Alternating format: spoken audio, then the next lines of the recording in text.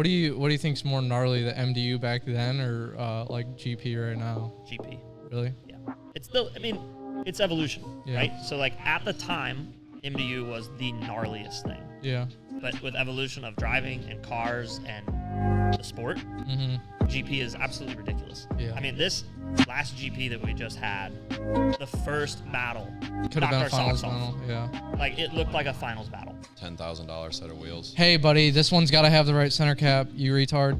It's got to have the right center cap, or you're just like you're just not that guy, pal. In drifting and motorsport, I won't understand that because like that SSR Minerva from SSR is not a better wheel than a GMR wheel. Oh my God, you're building a new car too, right? Yes, sir. New car is slow build. Slow build. Right, it's gonna be worth it.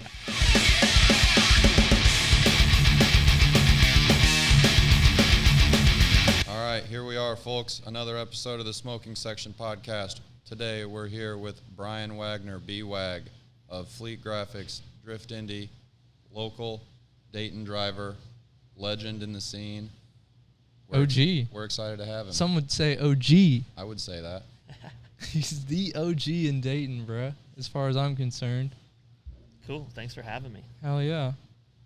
Happy to be here at your wonderful place of employment, but also kind of not, right? Like kind of shop living area, shop, which is the best ever. Everything. All three in one. Well, we're going to talk about drifting probably. Yeah, probably some other things. Graphicking. Cool. Yeah, definitely. Definitely all that. So the best thing about podcasting is you can do like you don't have to rush into anything. Right. Talk about whatever. We could sit here for 20 minutes and not say a word. We did that one time. I believe it. Yeah, we did. Just chilling. There's one time we took a break and then Nacho never cut it out, so it's in the podcast. That's amazing. We're like snacking and drinking and just doing whatever. Oh well. All right. Well, I guess we should get into the part where you tell us about how you grew up or whatever, just like quickly. Okay. You can spend as much time as you want, but like a background check, I guess. Okay. So how far into how I grew up? I don't know. Maybe like what? Maybe that would help. Yeah. Where you're from, maybe a little bit. There's no format to this podcast, but cool. Oh yeah. Well, I grew maybe up what got you into drifting. Go ahead. Sorry. Well, right down the road from here, Beaver Creek, Ohio. So I've lived within like a 20-minute radius of where we are right now in Centerville my whole life. I've never gone anywhere else. Yeah. So getting into drifting was actually pretty easy with having Kil-Kare available to me. And back then, you know, in high school and stuff, like before cars, it was skateboarding all the time. That was all I wanted to do was skateboard. We're always at the skate park. We're getting rides from our parents to skate parks with everybody. So then once I started driving, oddly enough, I quit skateboarding because now all I wanted to do was cars. And the car I wanted when I was 16 was a 300ZX twin turbo. And which is funny because at the time, those cars were like $6,000. They're not anymore. I've recently looked. They're like 30 for a good one. But God. I wanted one of those so bad, and my dad would not buy me one. He's like, there's no way I'm buying you this twin turbo Japanese the Z32, right? Yeah, Z32. Yeah. So my good friend at the time, buddy James Eldridge, he wanted a 240SX. And I was like, why do you want that junk? Like 300ZX, it's twin turbo. That's the car to get. And he was always about 240s. So when it was time for me to buy my first car, I did not have 300ZX money. I had 240SX money. And I was like, well, James always talks about it. So I bought a 89 240SX running and driving $800. Oh. And that was my first car. And I'm like, what do people do with these things? And he's like, oh, drifting. What's that? And we kind of watched some videos, and we would go out to high school parking lot in the rain and just do big, elaborate spin outs. And, but long story short, getting a 240 is what introduced me to drifting. So then the next car I got was another 240 that I put coilovers on, and then realized we could go out to Kil-Kare for open track on Tuesdays for $15. Yeah. And at the time, this is probably 2005, maybe early 2006, but I think it was 2005. We would go out there on Tuesdays, and there was like 5 of us. None of us knew what we were doing.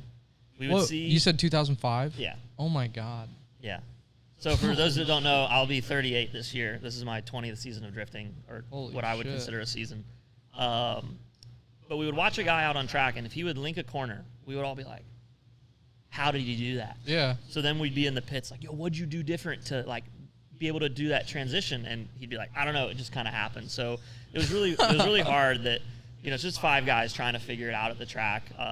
Everybody's pissing in the wind. Yeah, we had no idea what we were doing. The only guy who kind of knew what he was doing back then was Cody Toby, and he still drives with us. He's been a great friend of mine through drifting forever. But he had a small block, I think it was a small block Chevy with a 2-speed power glide in it in a 240, way. and that was what he was drifting. That's crazy. So it's just so crazy to see. It's awesome to see the way the sport has evolved since like being there from that time. Obviously, it wasn't the beginning, but it was pretty close because around here, like I said, there was 4 or 5 of us just trying to figure it out. I think that's a small enough number that you can say you were there from the beginning. Yeah, because I don't think it was until 2008, maybe the end of 2008, 2009 when I got introduced to Drift Indy. Yeah, no shit. Because they had like a whole, there used to be stickers back in the day. I think I made them, but they used to call us, all the Drift Indy guys called us the LOL Hio. So it was like LOL Hio, because that was like their way of making fun of us. There used to be an Ohio drifting page for all like the now Ohio look at events 'em. and stuff. And now look at them, home track, Yeah, what do you know? What do you know? No, very, very thankful for them, and just to like make it available back then, and still are to continue doing it, continue growing. So I have a question. So you said that. So was everybody driving 240s? Yeah, it was like Really? it was like four hatches. I think I had a hatch at the time. Maybe a coupe. Back in the day, coupes were impossible to find. That's really And interesting. It's kind of flip flop because now like hatches are obsolete, and coupes Yeah, are that's kind really of weird. Yeah. Yeah, because hatches, like, I feel like I'd Maybe have they all no got problem burned finding up a hatch. early. Yeah, that's true. Or that just like used to be the image of drifting was a hatch. That's what Right. they wanted. So what's your favorite? You like the coupe or like S14, S15, blah blah blah blah blah. What's your favorite variation? Because I feel like you've had a million. The favorite that I've had, or the favorite like overall? Both. If I could Just pick give me one. both. We Okay. got time for both. Yeah, we do. So my favorite to drive is an S13.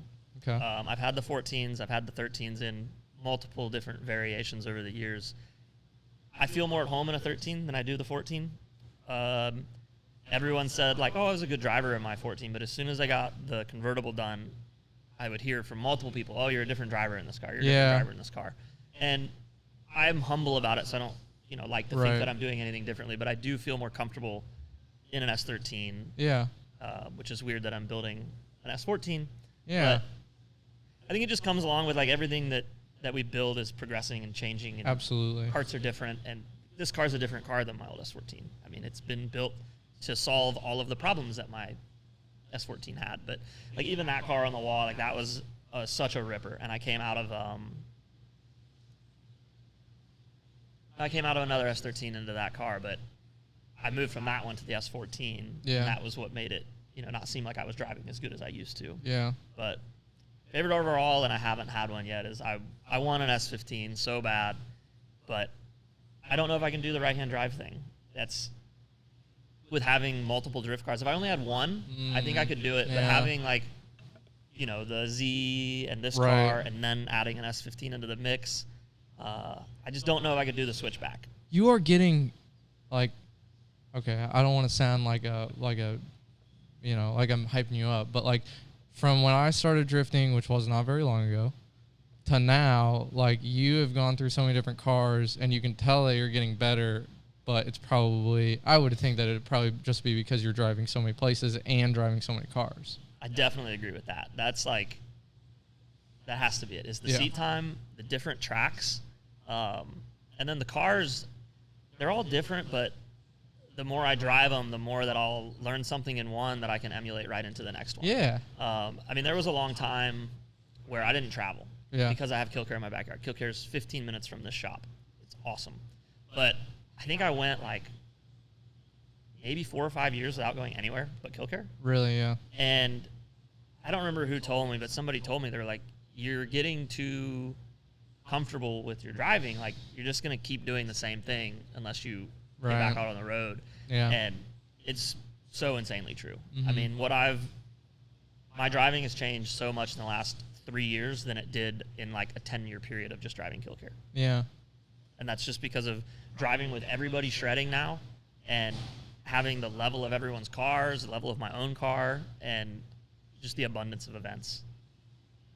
I mean, in 2023, I drove 17 events. 2024, I drove 17 events. That's kind of what you got to do. And then I think I drove 15 last year, and this year I'm like, all right, I need to kind of relax. So I've been mostly at Kil-Kare this year, but I've still been traveling too. Yeah.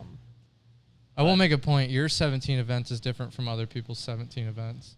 Right. Those were all like, that year of 17 events was like 3 Drift Appalachias, 3 Grid Lives, Hyperfest, and then obviously, the Kil-Kare events, Street League events. So yeah, it was pretty heavy. And I did it over like 3 cars because I would break one. I'm like, cool, I have the other one. I don't have to miss this event. You did it right. I mean, I think at least. And that's another thing. Like, I've been doing it for so long that like I know what it's going to take to be able to complete a season like that. Right.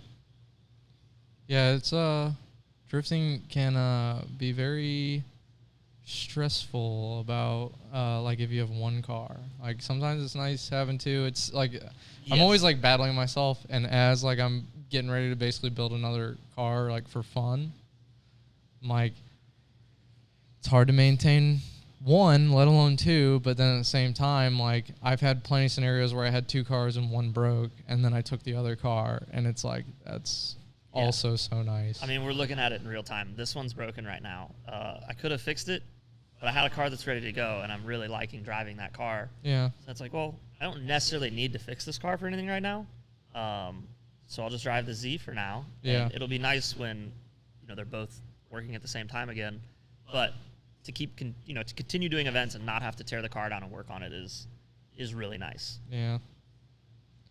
Yeah, I don't like rebuilding my shit over and over. It's just kind of getting a little bit old, but I feel like we figured out a formula with our cars that they're working this year. Yeah, it seems like at a certain point you kind of figure out like you can't just do all this like Band-Aid fixes. You got to like actually do it properly one time to get it to work right for at least a long enough period to enjoy it. Otherwise, you're just like constantly pulling your hair out. Oh, you're going to be fixing Band-Aid fix after Band-Aid fix. And that's exactly. That's what we were talking about earlier. Is like my S14 turned into that. There were so many track fixes on that car that, we would fix it at the track. I'd get home. I'd have a week or 2 before the next event, and I'm also working, and I wouldn't fix it because I'm like, well, it's fine. It worked. I'm going to continue on, and, then I'll go to that event, and something will happen. And that's where it got to the point where if you're going to do you got to rebuild that entire car because every fix needs to be torn back down. So hearing what you said about that, I guess I have a question that we've brought up on here before, but like considering that you've built so many cars that have been like full builds for you, at least from what I've seen, but like I've been telling some like of my friends and stuff that like you're going to end up replacing everything. You're going to end up redoing everything. Like it doesn't matter if you start with X, Y, or Z, E36, Z, blah, blah, blah, blah, blah. You're going to end up with a fully built drift car, whether you like it or not, if you stick with drifting. Absolutely. So it's like, pick the car that you like. Like, people are like, oh, should I build a Z or should I build an S chassis?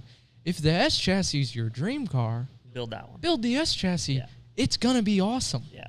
Like, at the very least, if you end up, you hate drifting or you break your car all the time, at least you have your dream car. Right. Yeah. Like, I don't know. That's just kind of where, like, because people are always like, oh, S chassis are so expensive, but I want one so bad. And I'm like, dude, if you want one, you can get one. Yeah, you can get one. There's still enough around. I mean, there's a lot of stuff that you don't need to do, but it ends up getting done eventually. It's going to get done eventually. Yeah. And I built the Z on that premise. I mean, you look at that Z. Like, what do you think is done to that Z if you just looked at it? You see it in the pits. You drive by. Yeah, you think it's like basic setup. Stock. Spoilers, angle kit. Yeah. Yeah. I mean, that is a fully built drift car, minus a roll cage and an engine swap. That thing has been touched from top to bottom. Yeah, Every piece on that car came off and is replaced. But you know what they'll say over and over? They'll say, simple car, that's your simple car. And it's like, no, it's not, though. Like, a simple drift car doesn't mean it's a simple car. Right. And I built the Z on the premise of a simple seat time car that I didn't care about, that I was going to thrash. Because when I go to Texas, I have a car down there that I rent and drive when I'm in Texas. And we went to some really cool little cash days comp, and I'm down there winning battles, and the Z is not even mine. And I'm like, damn, I don't even win battles at Street League or GP. Yeah. I mean, it's a different group of drivers up here. Yeah, of course. You can never say. And I'm like, well, I'm doing really good in this Z. I should get one for back home. Yeah. And I'm thinking I can build one for $15,000. Like, that sounds like a lot of money to build a Z. It's Yeah. not. It doubled. Holy shit. Yeah. And that's with, Oh my God. you know, thank God for sponsors and parts deals that I have to put that car together. But it escalated so fast. Yeah. So fast. And people are like, I can't believe you're putting that much money into the Z. And it's like, building it from scratch costs way more money than if I just would have went out and bought somebody's done car. Yeah. But I didn't want to deal with anyone else's mess that they sold to get out of. I wanted to know everything on that car. I wanted everything to be done how I wanted it. Yeah. And like you were saying, it comes from years of building these cars. That, like, I know what I need to do to this car to make it good. Mm-hmm. I know what I need to do to this car to where I don't need to work on it at events. Yeah. You know, I want a car that can do 20 laps back to back to back and not overheat. The proof is in the pudding too. It is. Because you just did it. I did. Yeah. I did. And I mean, it came out at the first event and it worked. Yeah, it was sick. It was cool when you did the Street League and the GP, the double duty. The double duty. Man, I want to do that now. That's so cool. It was cool, but it was tricky because it was also like informing me that I built the Z better than minus 13. Right. Yeah. Yeah, but I mean, that's part of the learning process, I guess. And it's also like, if you're going to build a new car, you're going to advance and make things better. Yeah. You know, I know what the problems are on this car. I know how to get away from that, moving on to the next one. And that's just kind of what That's happened. kind of the glory in it, though. Yeah. Like, you are 20 years into it, and you are still going. I built a brand new car, and I learned things about it. Yeah. That's every cool. time. That gives me faith about hopefully being here in 20 years. Yeah, and hopefully you'll learn something. Yeah. Hopefully I'll be learning something. Yeah. Hopefully. Jesus Christ. Yeah, dude. You had like you've had like SRs in your cars and JZs. LS's. Really? Yeah. Oh, you have had. So okay. How many drift cars have you built? Because they all have the same. Like, I always forget some of the cars you've had because they all have this like the same style, which is also cool. Sure. So, obviously, I've had a lot of them that have been kind of like in the mix. They'd come for a minute and then leave. So we'll really only like touch on the important cars to what got us to this point. The first car that we built that we caged was an S14, and that had a red top SR20 in it with T28, stock transmission. It was on Megan coilovers. It had a, I don't even remember what this knuckle was. It was from some guy in Vegas who had a company that was friends with, Forrest. Force Wing. Yes, Force Wing. So I bought the knuckles from him. They were used. They were green. They looked cool. So that's all it had for angle. I mean, it had all the stock control arms for the most part. I think I had some, links in the rear. Yeah. But that car was cool. I drove that car in the beginning of Midwest Drift Union. So MDU in 2010, I think. So Pro-Am. I drove that car in, I want to say 2 seasons of Pro-Am with that one. And it eventually was, painted purple. It had a Urus kit on it. It had ABC exclusives on it. Like, that car in 09, like, would still be period correct today for the way that it looked. I mean, it was hammered out.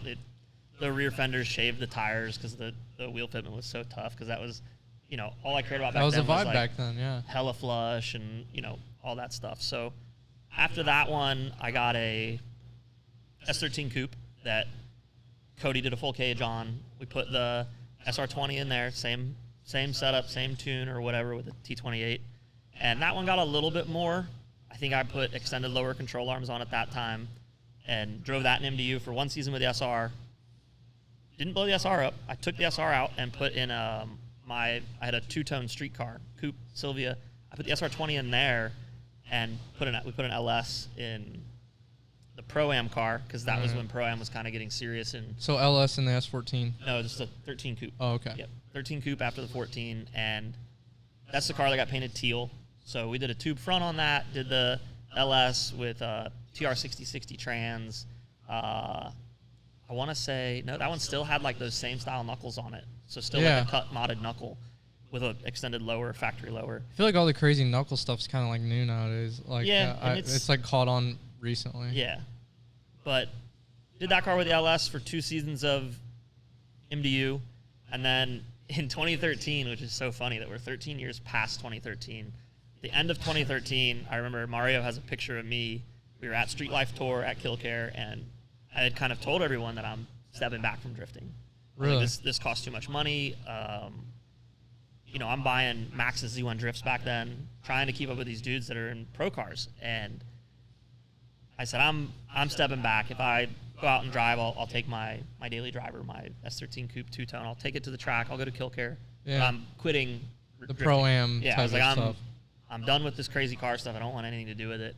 And then that car on the wall there, my friend Jesse built that car. It was just a street car with a built SR20. It didn't have any drift bits. It wasn't wide body. It didn't have any of that. And I'm like, well, I'm selling my Pro-Am car. So I sold my fully built LS cage Pro-Am car for like $13,000 back in the day. Bought that car. So I had 2 cars that were, basically the same, both SR20 coupes. So fast forward, I had the car for like a year, and I'm like, well, I got to get back into drifting. So I tried to build another S14. Was really slow on it. Didn't have the funds to finish it. We were 2 weeks out from a no-star bash. I really wanted to drive it, and I was like $3,000 away from finishing this S14. So I said, let's cage that car. So we caged my street car. Oh my the night God. before no star bash, because this is back in the day where it was you couldn't tandem if you didn't have a cage. And this is so night before No Star Bash. Night before no star bash, we caged that car. I think it was 4:30 in the morning. Me and Rolando were putting a radio in the car so we could have music. Oh my 4:30 in the God. morning. We had to have been hammered at 4:30 in the morning trying to put this radio in, and we got it in, got the car done. I remember we were towing it it was in Indy. It was at Lucas Oil, and we're towing it there. And I remember stopping. It was like 7:30 in the morning. We're stopping on the side of 70 so I could throw up at a rest area because Hell yeah. it was bad. Hell But then yeah. that car became that. That car's amazing. And so after that, it was pretty quick. I had my S14, and then the Vert. And that But had That one had the fully built SR. the fully built Yep. SR, That right? was the fully built one that made 420 wheel, and I was not nice to that car. I didn't change the oil very much. I would just ride the limiter on that, and that car took everything I could throw at it. That specific engine is still somewhere. I think Michael Tung has it in his S15 Still kicking? now. No way. I don't know if he had to rebuild it or do anything to it. I know it sat for a long time. After I parted that car out, the engine went with it. Yeah. And then I got the whole car back like 5 years later. So it might have needed some things when he got it. I don't know. But I know that it's still in his car. Still, he's been ripping it. So it's pretty cool that it's been around for that long. Because Jesse built that motor in 03 when he was in automotive my class God. at Sinclair. Holy Yeah. cow. Yeah. 23 years Yeah. drifting in Wow. SR. I didn't see any hard drifting until I got it. But Jesse did drift it when he had it. Yeah. Kind of early on. SRs are kind of weird like that. They'll like at like 400 they're great, and then Yeah. like you get to 450 and they're like, Yeah. yeah, they don't like it. Yeah. Yeah. My that car one is was- sitting at like four something right now, Yeah, somewhere in there, and it's like That's all it needs. so fast. Yeah.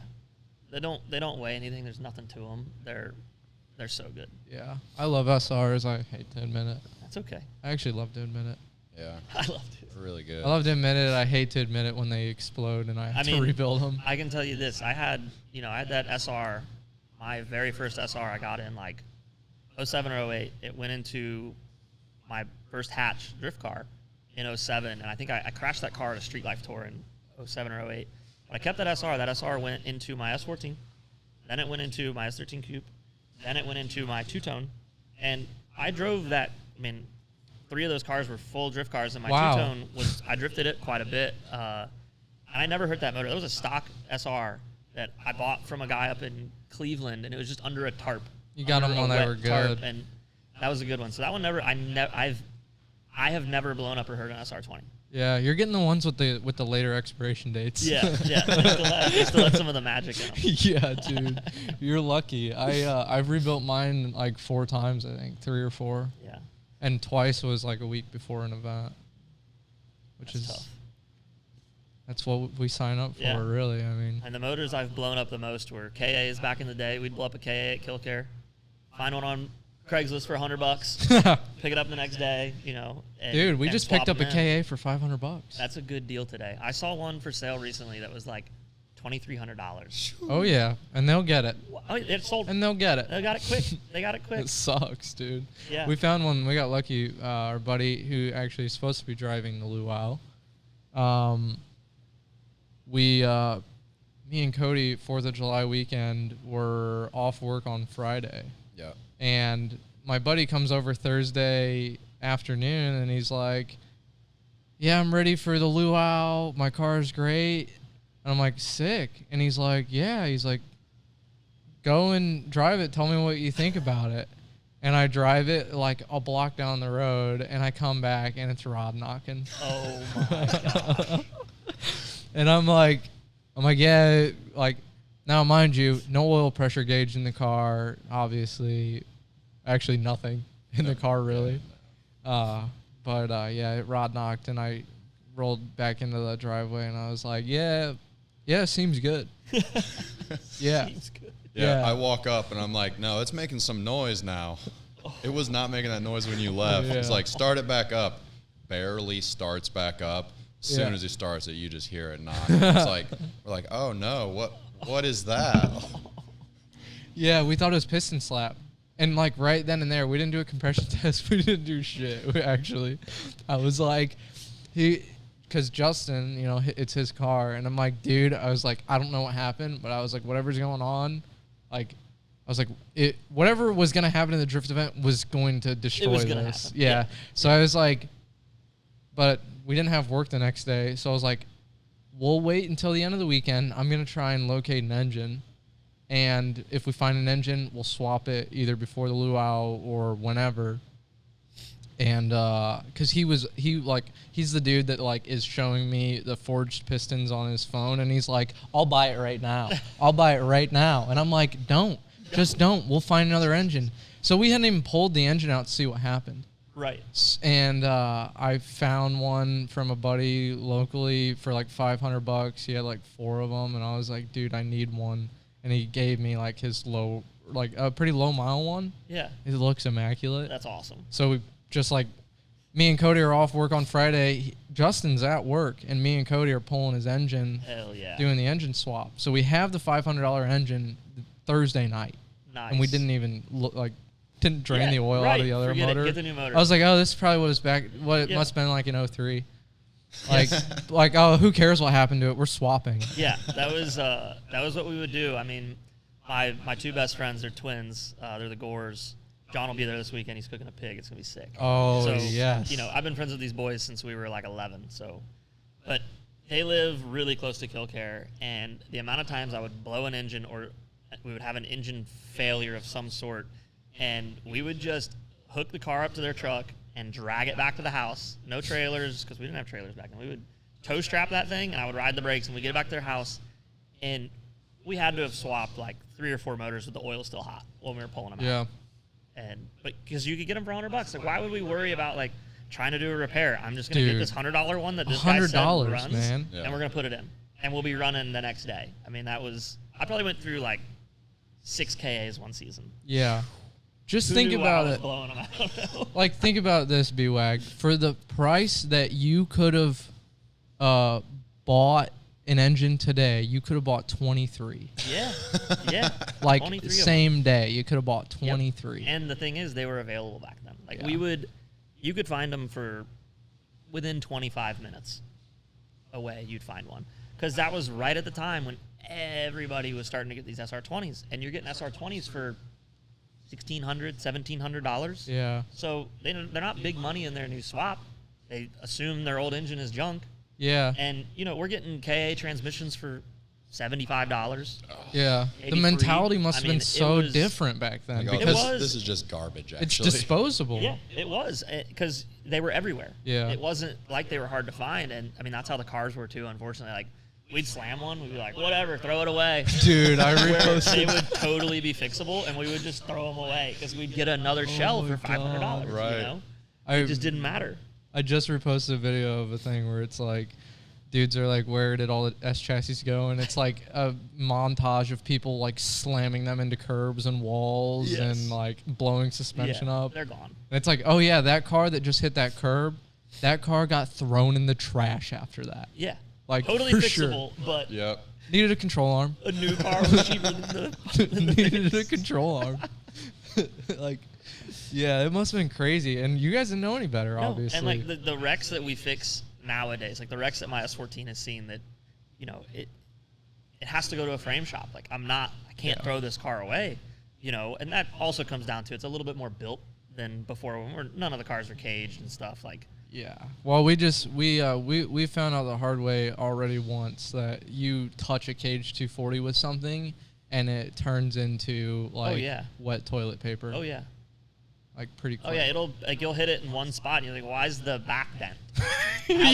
How did this happen? Yeah. You know, like when mine was on the frame rack, I go there and I'm watching them pull it and I'm like, why are you pulling from this area? Like, oh well, this part's also out of spec. Okay, do your job. Sorry I asked. I don't know. It's like, I took an impact to the door at 5 miles an hour. Yeah. Why is my C-pillar buckled? Yeah. That's what happened to Cody at Final Bout. He wrecked his car, got it right in the rocker, and like the C-pillar buckled in 2 spots. That's crazy. Yeah. No cage. Dude, and I'm talking, like, you've driven US Air yet or no? Yeah. Oh, yeah, you were there for Street League. You know that hairpin on Advanced after the crazy thing? Yeah. We crashed in the hairpin. Oh, wow. Yeah, so there's not, like, big speed. Low speed. The lowest speed The lowest possible. speed, like, almost stopped. The lowest speed possible. Yeah. His car ripped the sub out, for anybody that didn't know. Ooh. I don't think we've done a podcast since Final Bout. We crashed at Final Bout. Oh. We did 3 laps and we got 6th. Yeah, my dumb ass decided, when I did the fuel pump relay thing, I was like, I just need to wire the fuel pump to any key on signal. And I was like, radio? That's what. Right there. Yeah. Obviously. Yeah, well, when the sub rips out and it shorts out the radio, It kills the fuel pump. kills the fuel pump, shuts the whole car off. Yeah, so. We did a nice smash. Yeah. 3 cars. We took it. We did practice, and like practice was fun, and we were like, oh, this is super chill. Great time. We get to the comp, and Miles' bumper fell off the first lap, and then we did 3 laps, me, Cody, and Isaac. Because Miles wasn't even out there, so we were doing like chill laps. Like, we'll just stay out here until Miles comes back and just do whatever. First 3 laps of the day, and then Miles comes back out. The first lap that we do with Miles, so second lap technically with our whole team, totaled 3 cars for like 3 hours. Yeah, but that's drifting. It is. It is drifting. Yeah. Live and learn. My fuel pump is wired to a switch now. Yeah. It's on its own circuit. Yep. Yeah. Those cars, they can't take it. I don't know. I keep saying it, but like cages, man, like. They do a lot more than like protect you. Like your car can take a little bit more of an impact and be like okay. Yeah. Absolutely. Or at least some more important stuff won't move. Right. Yeah. Which sucks, dude. But they're like, I mean, I don't know, you can still total a car with a cage too. So. Oh yeah. That's what I'm saying. My S14 was caged, and it moved some weird stuff. Yeah. Yeah. Well, S chassis are weird, like you said, because you'll hit them in one place, and then they'll actually affect the whole entire car, and you won't really realize it. Or on paper, everything lines up. Right. As long as it lines up. As long as and it lines the frame up. rack was spec'd, it was like okay, but it's like, wow, I wrecked my car in the front. You know, obviously I had anti-intrusion bars, so that's gonna get into the cage. Now it's gonna push on the cage. Well, the cage is attached to the whole car. Yeah. And there were areas that the metal is just like a little bit wrinkly, and I'm like, man, that's crazy that a front end impact is gonna affect these other areas due to the cage. And a lot of that, like they say, when you tube front cars, like you can really bend a car when it's tube front because it is attached to that other tower. Because my tower, only one tower moved. The second tower didn't move, which was nice. And you didn't have strut bar on it or anything? Nope, no strut bar, no tube front. It had, it was tubbed. It still had the factory core support across the front. So when I crashed that car, mostly the wheel took the hit because it was at full lock going into the wall. Yeah. And it pushed the wheel into the firewall, into the intrusion bar. Okay. And that's why intrusion bars are so good to have. Dude, yeah, we can. Yeah, intrusion bars. It's like Honestly, the intrusion bars to me are like more important than a lot of the other stuff on the cage. It's like you just They're you just so welded important. bars into your car and you Yeah. didn't put the most important ones in. Right. Like this car. So I was showing Cody earlier. Before I got that chassis, obviously the wheel had gone into the tub, like into the firewall, and it's all stitch welded back together. But they still never put intrusion bars in it when they did that fix. It has intrusion bars now, obviously. I paid Angel Dan to come out and put them in there because I did not want to do that. Yeah. So the intrusion, I mean, it was easy. Not for me. It's easy just for me to worth hand it. the money Like over, but it just it's so a peace of mind. It's easily overlooked. Yeah. You know. And especially knowing like what happened to my S14, I knew how important they were. Yeah. Well, it's like you want your feet crushed, because Right. trust me, we know how thin the sheet yeah. metal is for There's the nothing. floor. It's like you Nothing. get hit if your wheel goes up into your firewall from a wall hit, another car hit, anything. Dude. Your feet are Right cooked, there. brother. Yeah. They're cooked, and that's sharp sheet metal. Like Yeah. people don't think about that stuff. Yeah. You're wearing Vans, bro. Yeah. Your toes are gone. Yes. Something's gone. Yeah, it's kind of like the, well, funny enough, I guess we'll segue, but like Drift Appalachia, like just gives you a whole new, or it gave me like a whole new perspective on like, okay, my safety equipment is like actually going to do a job when it needs to. Yeah. Oh, yeah. Hopefully, and I'm glad that I can kind of like feel good about going up and down this mountain, Oh, yeah. considering that I know that my car is going to save my life probably. Yeah. Yeah. That stuff's crazy, and it's also crazy how easy like we overlook safety in drifting because Yeah. we are just like a bunch of punk kids. Yeah. We're at the skate park. I didn't wear a helmet at the skate park. Exactly. I was just know, about to say like we didn't care. We're just like, I don't know. It's just something we never thought about. And I've always had for the most part, I mean, we've been caging my car since 08, 09 because we had to back then. But doing the safety for Drift Appalachia was different. I mean, I'd never worn a Hans before. I'd never worn even a fifth point in the harness. yeah. I'd never worn before. Fifth point is kind of weird. And it was weird at first, you know. And I'm wondering, like, oh, I still gonna be able to drive with all this junk on, you know. And as soon as you're drifting, you don't even notice you have anything Yeah. on.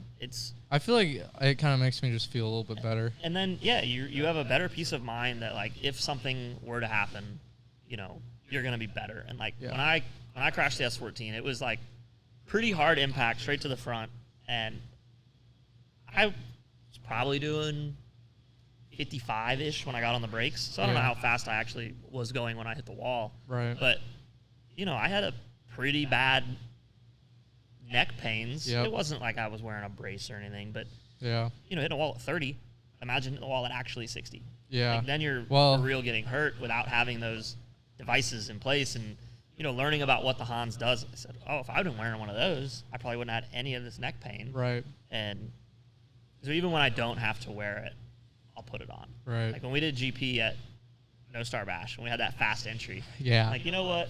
I'm gonna go ahead Put and the wear Hans this. on. Yeah. The Hans is like, it's surprisingly not that big of a deal. No, it's unnoticeable. It feels great when you have it in the belts, though. Like, Oh, once yeah. it's in the belts and you got it pinned down, it's like you have the mobility, but it just like you feel like you have, I don't know, support right. for possible you- death. Do you do a normal Hans or a hybrid? We have the same one, yeah, the Okay. hybrid. Yeah, that the hybrid. shit rules. I love the hybrid. Honestly, That is- though, I can see why it would suck if you don't have a hybrid, though, because the hybrid But is so easy. What's weird is you'll see a lot of people in professional racing that have the standard style Hans. Yeah. Still, you know? Yeah. And that was originally what I wanted to get. I was like, oh, I'm going to get this really cool carbon one. You know, it looks sweet. Mhm.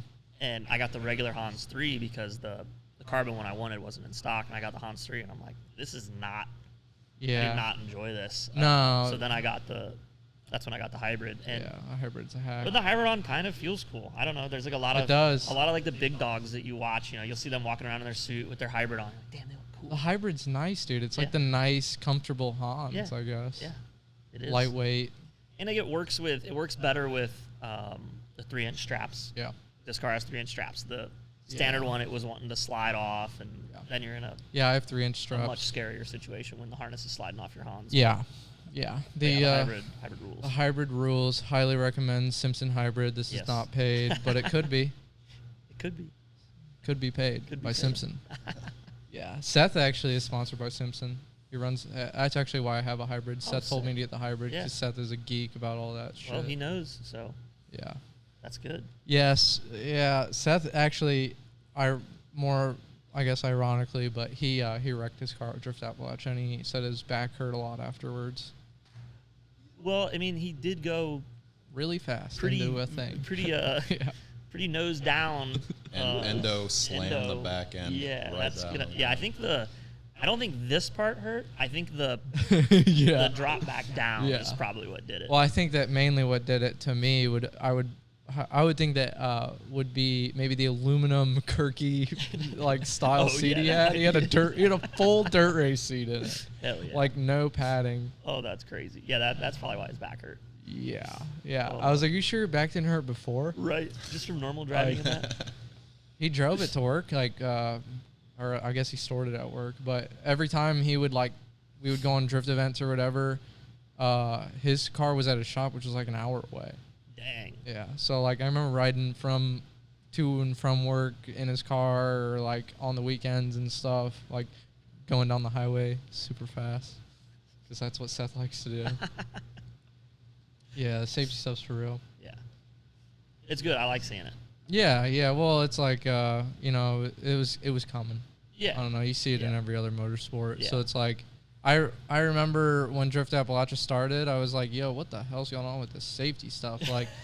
Respectfully, but I mean, those days are in the past now, so I think we can talk about it. But I was stock Miata with no roll bar, with just the hardtop and the factory seat. I don't know. I don't know.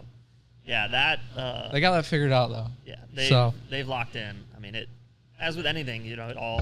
The safety is top tier at Drift Appalachia. Yeah, it is. They do not play around at all. No, as they should. As they should. Thankfully, they do not play around for my benefit. Yes.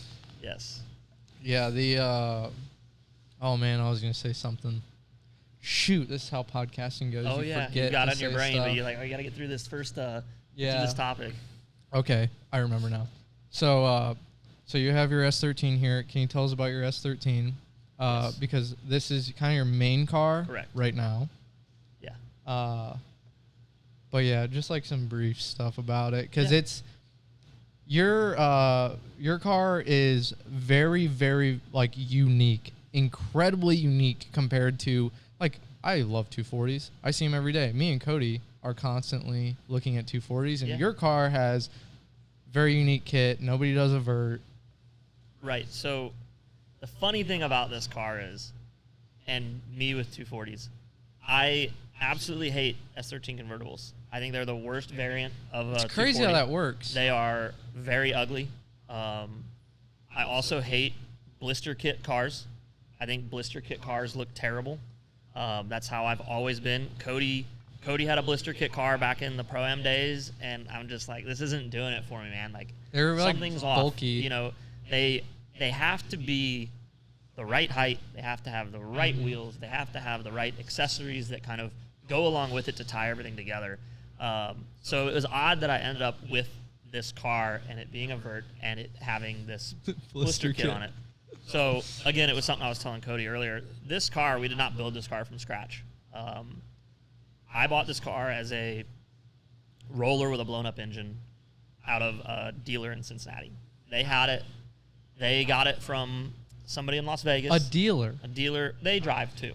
Okay. They're drift guys. They have a dealer that's specialty auto stuff. I see. They've got really cool cars there, but they had this thing listed on Marketplace, and I had woke up. It was pretty recent after all the cancer stuff with me, and I'm like, I need something that's gonna take my mind off of it. I'm browsing Marketplace and I saw it, and I'm like, I should buy this car. It was overpriced for what I got. It was a blown up VVTi 1J. It's caged and it had the kit, and it had suspension on it, had wheels, but all of it was. Can you tell us how much you paid for it, just for reference? I paid $7,000. Okay. For this car. It was already caged, had the kit on it, but the kit was, it's been repaired a million times. It's on its very last leg now. But it had some old Weds crons on it that were all bad spec. They weren't worth very much money. It had a V1 Wisefab kit that it had on it for a long time. It had some stance coilovers that were probably the very first version of stance. Because like I was telling him, this car got built. They were gold. Yeah. That's so ironic because your car had gold stance coilovers on your vert. Mm-hmm. Yeah. And it had the V1 Wisefab shit on it. Yeah. Dude, these... Yeah. Dude, there's something... We're kind of thinking that these cars probably came from the same area. Yeah. So this car was built in Vegas. I don't know the timeline. It had to be like 2013, 2014. Well, both of your cars, sorry. Yeah. He had a vert too, and then you had your coupe, and they're both oddly have a lot of my coupe shit. My coupe had the gold stance and the Wisefab. You're right. Which has the same bash bars and everything that your car does, and they both came from Vegas. So it seems like they came from the same people. Yeah. So I got this car, and the JZ was blown up. It had a R154 in it that was not very good. And, you know, I knew what I was buying when I paid for it. I'm not saying that I bought it and then I was like, oh, I can't believe I paid that much. Like, I knew what I was spending. I knew exactly what I was getting. I knew the motor was blown up. I knew it had old parts on it. But in my brain, I was like, this is a lot of money for a 240. But right. Well, you came from the era of let's throw away this KA. Sure. So, you know, we ended up redoing everything on that car. The only things that are the same from when I got it is it still has the same kit, it has the same hood, cage. But to get back to my point on I don't like verts and I don't like DN cars, when I saw the pictures of this, something about it looked cooler than all of the other ones. Yeah. I'm like, I can make that really good. Yeah. Come to find out, the reason it looks so cool is the down bars on the cage. It's Yeah. the double hoop and the down bars. The low, long down bars give the car a new profile. Yep. When the cage just goes straight down from the hoop, that's what makes verts look silly. It makes it look like a 2x4. Right. And the double hoop was just like an added bonus because it makes it look like an old, remember the old Terminator Cobras, like the convertible ones? They had, I don't remember, I think they call it a sport bar or something. Yep. So that was always like an iconic look in my brain. So when I saw the double hoop, that's instantly what like took my brain to that. So I knew that I could probably make it look good with good wheels, you know, doing the wrap obviously. And but yeah, we did all the suspension. You're goddamn right. Yeah. But we took the Wisefab off. That car has a PBM standard angle knuckle with their OEM style extended lower control arm. So a very basic angle kit. Yeah. In today's world. Yeah, that is very compared to basic. the, you know, everything they're doing with angle that is out of this world, but it doesn't necessarily fit the way that I like to drive. Dude, I'm on the we're on the true and true, you know, ball joint still. Like I that don't has ball joints. I don't like Heims. That's got ball joints. Like ball joints, control arm, like stock control arm style or stock replacement style. Yep. So then with the motor, I mean, it had a good VVTi 1J head, and JP was like, let's put a 2J bottom on. And I've seen so many things over the years of looking at 1.5 JZs and watching videos and reading what people do, and they just do all this stuff. And I'm like, dude, this looks really involved to do this. That's what I thought. So that's what you would think. That's what I thought. Right? So like everybody thinks it's so involved. They think you're drilling, you're tapping in the head and the block and like all this stuff. Yep. You're not. That has a $50 Victor Reigns eBay head gasket on it, which is the same one that we put on that car when we built it. I mean, this thing has not been touched since we built it at the end of, must have been the end of 22, I think. Yeah.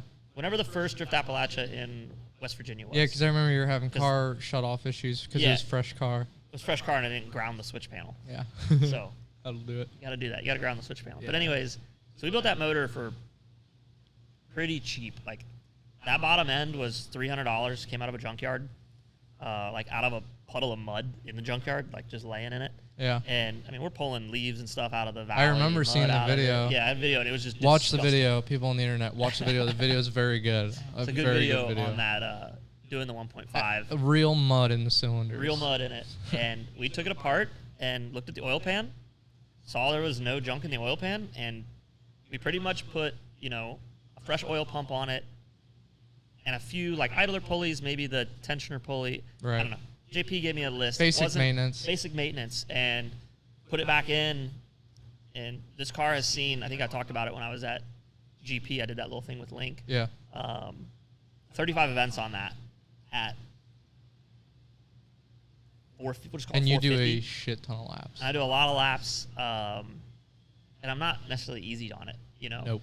And not at all. we thought we blew it up.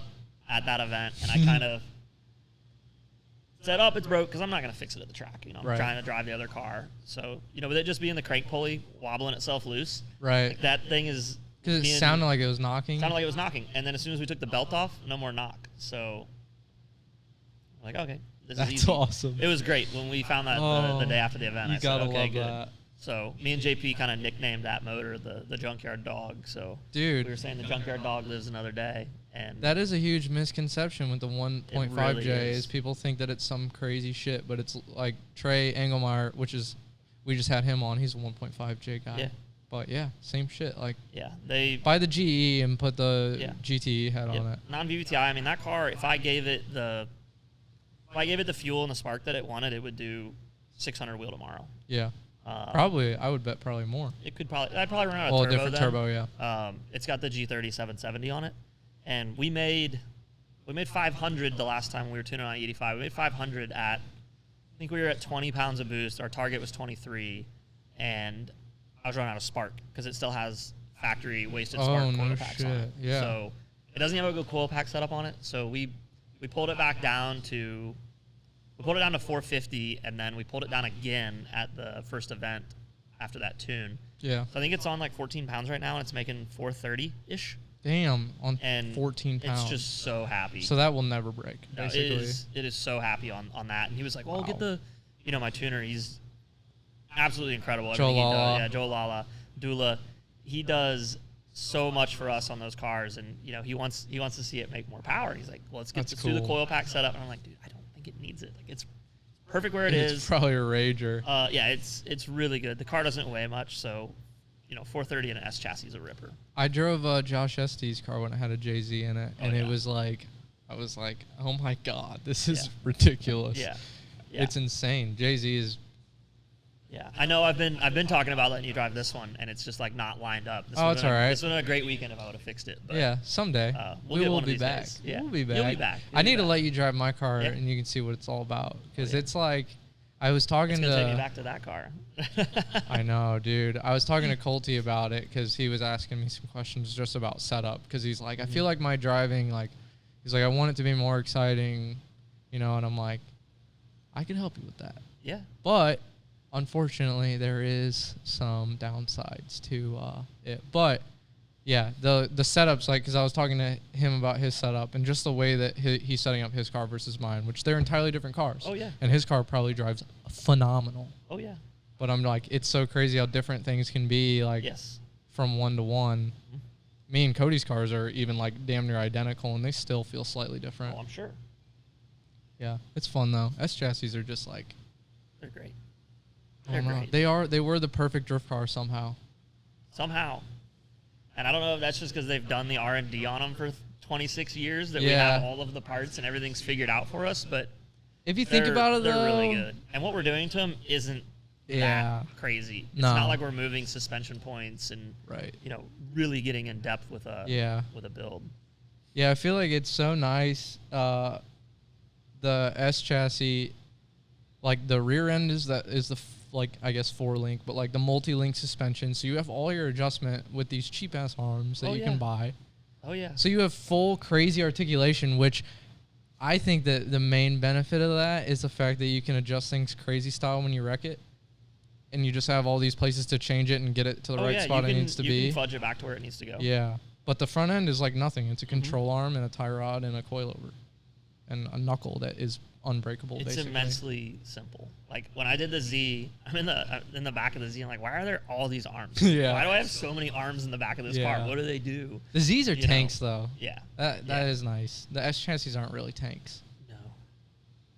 The Z's can take a hit. Yeah, we learned I keep saying ironically, but Miatas are pretty stout, Z's are pretty stout. When we started driving, it was E36s, Z's, and Miatas, and E36s are tanks too. We could run into each other really hard, and it was totally chill. And you can't do that in S chassis; they're tin cans. No, you can't. My E36. I remember when I got that car, I closed the door. I'm like, this door weighs 500 pounds. What is this thing? Yeah. The E36s are funny because when you hit them in the rear end, they just flop to the side fully. Did you like your E36? I really did. I like that car a lot. It was was a very good seat time car, and I would put 215s on it, bump them up to 80 pounds of pressure, and I could go do 100 laps. Yeah. That was like truly a 100 lap car because it never got hot. It just didn't miss a beat. It would just let you kick its ass for as many laps as you wanted to. The only reason that I moved away from that and built this Z was I wanted all of my cars to drive the same and share the same spares. Yeah. So all the cars now have Z33 axles. All of the angle kits on my cars share the same inner tie rods. They all have similar transmissions. That's smart. It's all, and they can all run the same size wheel. I can take a front off of this and put it right on the Z. I can take the Z front, put it on the S14. They're all going to run the same rear. So I only have to get one stock of tires, one stock of wheels that I can swap within the cars, and that just makes life easy. It makes loading out for events easy. I don't have to be like, oh crap, I grabbed the wrong parts box that I took with me. Yeah. But that was the reasoning, is I wanted them all to be similar, match with each other. I don't know what you were gonna say. I didn't mean to cut you off. I forgot. Shit, that's how it goes. God damn it. Yeah, dude. Just having all the same spares. That's it's really nice. Our team is just E36s and S chassis now. Yeah. And it's like everybody's always got spares somehow. Yes. Some way you need a tie rod. Being able to share the parts and get your guy back out on track with you is key. Yeah. The amount of Z33 axles that I've had in my trailer that I haven't been breaking, but Alec has been breaking. Yeah. And, I'll have one for him, and then he's back out on the track versus having to find one or, bug somebody at the track who may not want to give up their spares. Yeah. It's also ironic that we got so, lucky that you can basically just put a Z axle in an S chassis Beautiful. with the stub. Beautiful. And it's the easiest axle upgrade of all time. Yep. The axles are then, for one, easy to get, cheap. OEM. They still make them. Mm-hmm. USDM shit. Mm-hmm. I don't know. It sometimes just feels like things work out. They do. They do. 'Cause They're they do. definitely going up in price on Z axles. Yeah. But I think that's because they're starting to go away. Yeah, I think we're gonna eventually run out of all this shit. We are going to suck. We're gonna really run out. I mean, At least we're having fun with it now. We're having we're having fun. We're just crying about how much things cost. Oh yeah. Oh yeah. It's crazy that so long ago you were like, oh, I need to get out of this because it's so expensive. Oh, yeah. But now you're in it even deeper, I'd say. Way deeper. Way deeper. And that, I guess we can go back to that. That wasn't my only time trying to quit. When I parted that car out in 17, I think, that was the second time I tried to quit. Damn. I said, I'm done. I want a simple car. And I got rid of that car and I put together my first Z. Do you think you learned your lesson? Dude, I learned it now because I'm just like, whatever. Don't sell your shit. I'm diving into it as full bore as I can. Yeah. So I just can't get away from them. Yeah. And I'm never going to quit drifting. It's very apparent that I'll be doing this for as long as I physically can. That's pretty awesome, though. Yeah. Yeah, you've built something pretty special. Just the car quality of when we started drifting, it was I think that literally when we started a team, we were just Dayton Boys were the cut and dry example of make your team look like a team. Right. All the same color, the same kit style, the same low. It was and we still have I guess uphold this rule today, but it's the cars need to match. But it's because when we started drifting, even we got into drifting and team breaking's local, but at the time team breaking they weren't particularly matching at the time. Yeah, at the time. And we were matching is the shit. Yeah. That's the coolest thing you can do. So roll up prime, I don't know, 2020. You guys, I think you guys had an E90 out there. Yep. And JP had the E90. The Genesis was brand new, I think. Yep. But yeah, all the cars were balling out of control, same exact color. Yeah. And I mean, that's kind of one of the reasons why I think we started wrapping all of our cars is because you guys wrapped your shit. It was duh, it will match every time. Every time. Yeah. So when did the team thing start? When did Dayton Boys come about?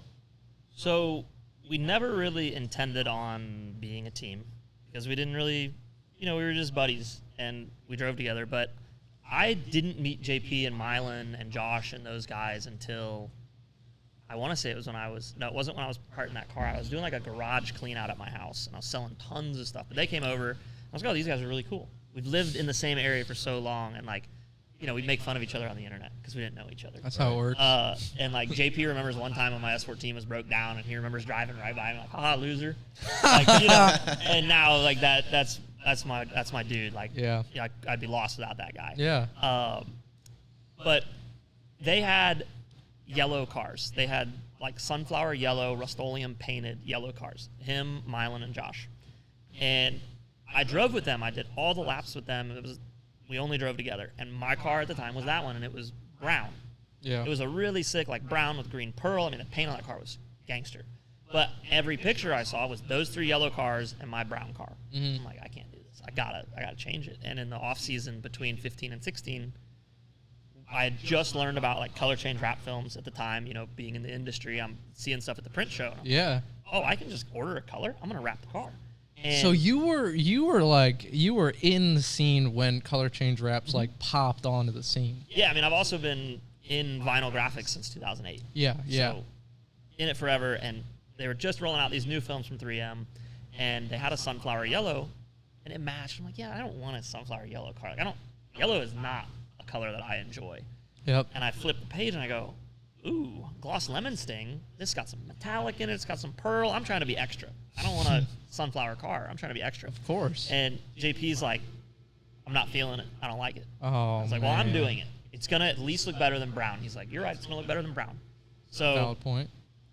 I was not very well versed in actually installing the wrap. And we wrapped that car, you know, in my garage at my house. And I know like the basics. I had my heat gun. I had my, you know, squeegee and a knife or whatever. But we wrapped one door.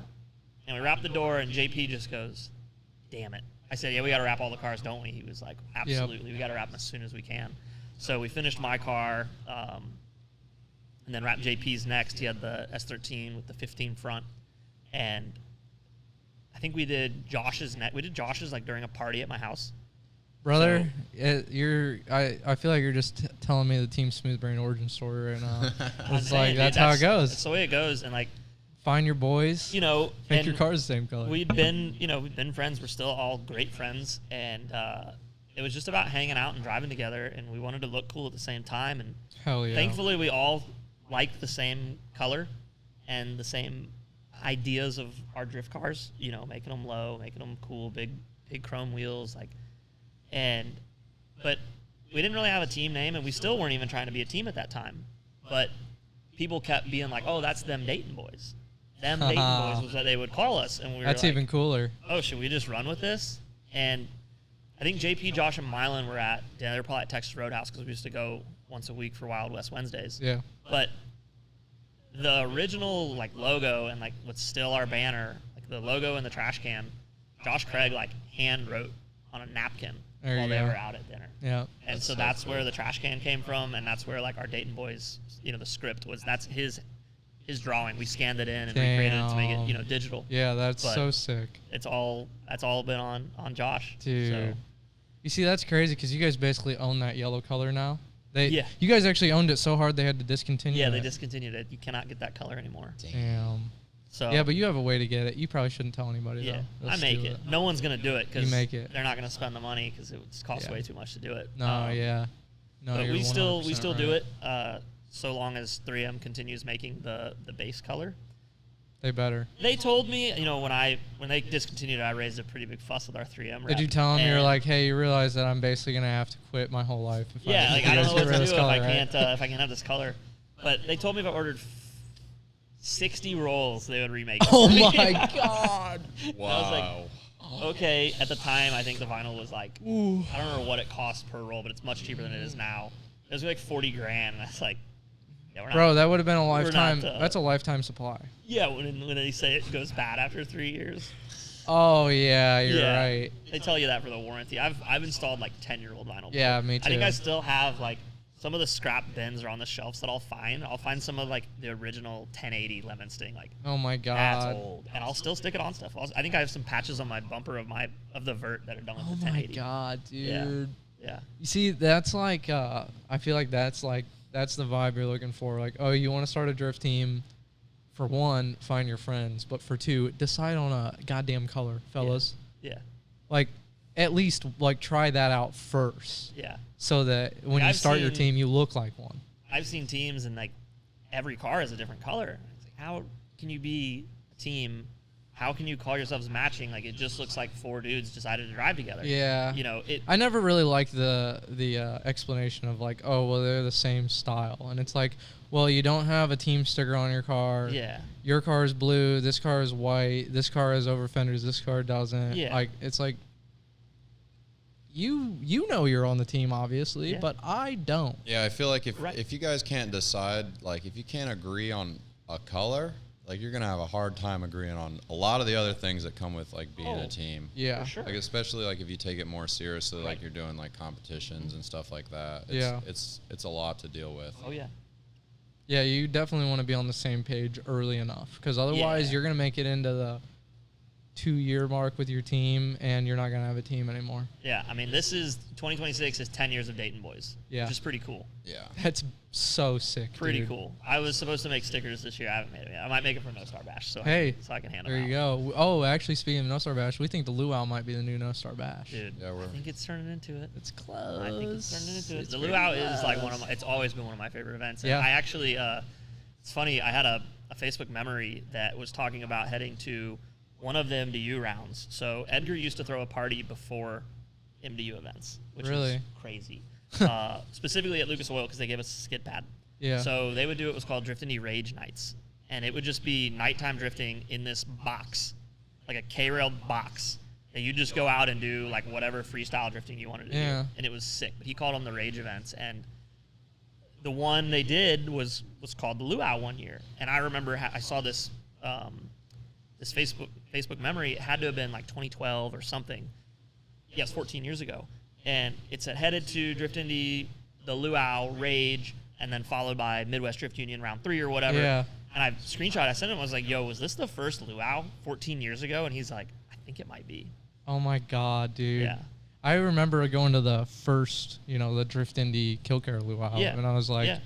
that's actually like, I didn't even know Cody when we went to that event. Yeah, that was like my second or third event Nice. Yeah. But that was like, I remember that was just so sick. And now the Luau is like, I don't know. It's a The staple. Luau, like I was saying, I feel like it's getting, like it's overshadowing No Star Bash. There's a lot of people that are really pumped up about it. Dude, there's 100 drivers this weekend. Yeah. And like I said, we're cooking a pig. Like Yeah, John is, dude, it's gonna be John is, sick. he's there now building the grill. So like, we're not. What a badass. he's Shout not- out to that dude. Dude, John is the man. We used to do cookouts here, and he'd grill a pig, and like we wouldn't get enough people because a pig feeds a ton of people. Yeah. But he's got a 120-pound pig that he's like building a custom grill to Jesus cook this thing Christ, on. dude. He's out the track right now. That's my building weight it. class. I think he was there at. I want to say he got there at like 8 in the morning today. He was rolling in when we were leaving. What a legend. He is putting that pig on at midnight tonight. That's badass. And he's cooking it through the night, so we get lunch tomorrow. Oh, That's that's when- prime. That's when Edgar wants it ready for his lunch tomorrow. So rules. lunch tomorrow is going to be the first Drift Freaking Indy pig at the Luau. So it's gonna be really Dude. cool. And we've been talking about that for years, or I've heard people talking about it for years. It's been talked about for a long time, and Here it comes. It's easy to fall through the cracks with that stuff. Yeah. But they finally, decided, all right, we're doing it this year. Get it. Dude, man, that's going to be, I wonder what's going to be left over. Probably nothing. 100 drivers? Probably not. Probably Hopefully nothing. Hopefully the whole thing gets eaten. Yeah. Who's eating what? Who's eating what? Yeah. That's what I want to know. Yeah. Yeah. Catch someone on camera eating something crazy. It's gonna Like be an eye or something. like some, I don't know, something wild off the pig. I don't think they come with that when you get them from the Shit. butcher. Yeah, they Well, you can probably tell I do. don't order But- very many pigs. Yeah. But he'll be there today. I think he gets there at like 3:30 with the pig. So Oh, that's so sick. he's just gonna have it on ice, and his whole truck bed's gonna be ice. Oh, that rips. It's Oh gonna be my so God. cool Yeah. to be there for that. Yeah. Yeah. Yeah, the luau is highly anticipated. Oh yeah. Yeah, are you gonna drive the FD? Oh, Damn, rats. Damn. we're driving it. Good. You'll have driving fun. it. You'll have fun. It's a fun facility and track. I mean, we drove that in MDU quite a few times. He's driven it. I drove there last year with a different organization, and like just being there and like knowing like, dude, MDU used to drive this like back in the day. Like this is so sick to be here driving it. And I'm pumped up to be there. I think JB was there, wasn't he? Yeah. JB went. Yeah, he was. I was sick. I completely forgot about that. Yeah. Oh yeah, he was there. Because we were. He drove the competition or whatever. We were somewhere else. I must have been at a Grid Life or something during that. I don't remember. They all run together. Yeah. Everything. It's like events are so close. You gotta like pick and choose which ones you're gonna go to. Yeah. It kind of sucks now. There's like too many options. And and you have to pick and choose. You have to go, I gotta sacrifice that one to go to this one. Yeah. Like, there's like so many people that I want to drive with or like used to drive with a ton, and like now you'll be lucky if you get to like catch them at one event. Like catch a lap with them. I started a group chat at the beginning of this year with a bunch of guys that I really wanted to drive with, and it's like, oh, let's drive this event, and they're like, oh no, I'm doing this one. It's like, all right, well, how about the next one? It's like, there's like so many guys that just like it's not lining up with to get to drive with them, and which sucks. Just trying to keep it going. Like eventually we'll all get to drive together. Yes. It's such a funny thing to complain about, but like it is actually a problem. Like I hate to admit it, but drifting is about driving with your friends, and it sucks when you don't get to drive with them. Yes. We're insanely spoiled right now with drifting. I mean, back in the day it was 4 MDU events a season. And that was what I drove. A whole season, 4 MDU events, and like you're not tandeming unless you qualified. Top 16.